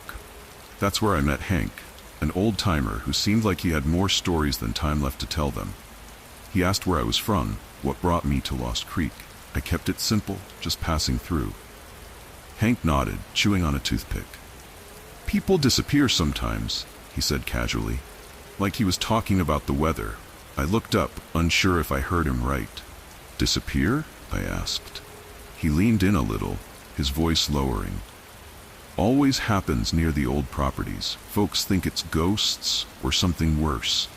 His words hung in the air between us as the rain pattered against the windows. I tried to laugh it off, but Hank didn't seem to be joking.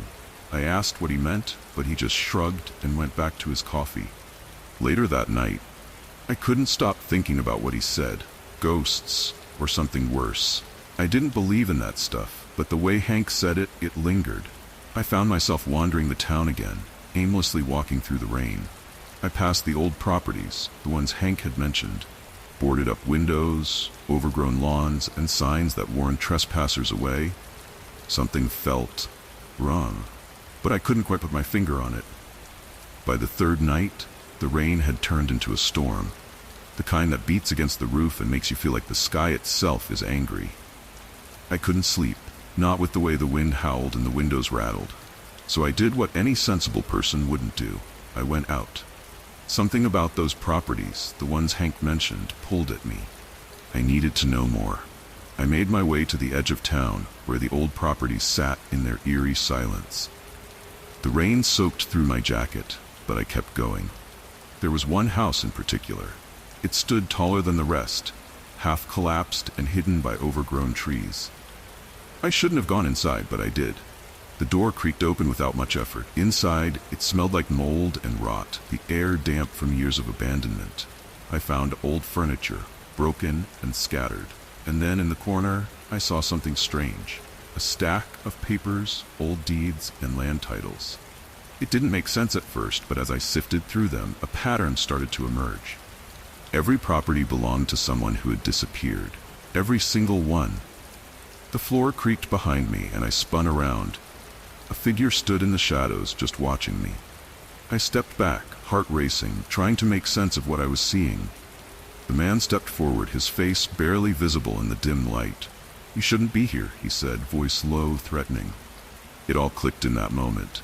The disappearances, the properties, the warnings. This wasn't ghosts. This was something far worse. I didn't say a word as the man stepped closer. I knew I was in trouble. "You figured it out, didn't you?" he said, sounding almost amused. He knew I had pieced it together. The disappearances weren't random. They were orchestrated. The properties were worth something, and someone wanted them. Someone like him. He wasn't alone either. There were more, others in town who had helped. They had been covering up the disappearances for years. Anyone who got too close to the truth vanished, just like the others. I backed away slowly, my mind racing for a way out. I had stumbled into something much bigger than I realized.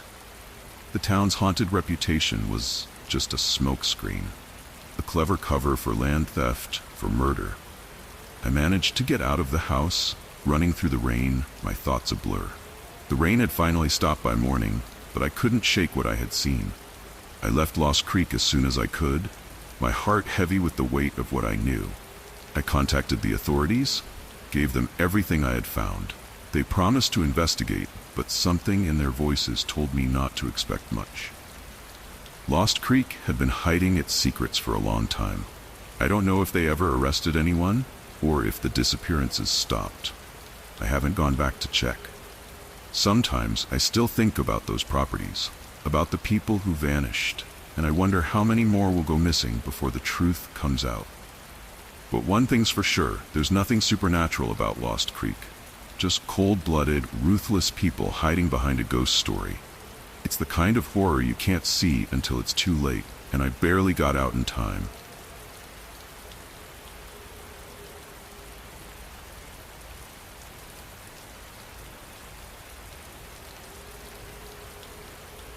It all started with a strange email.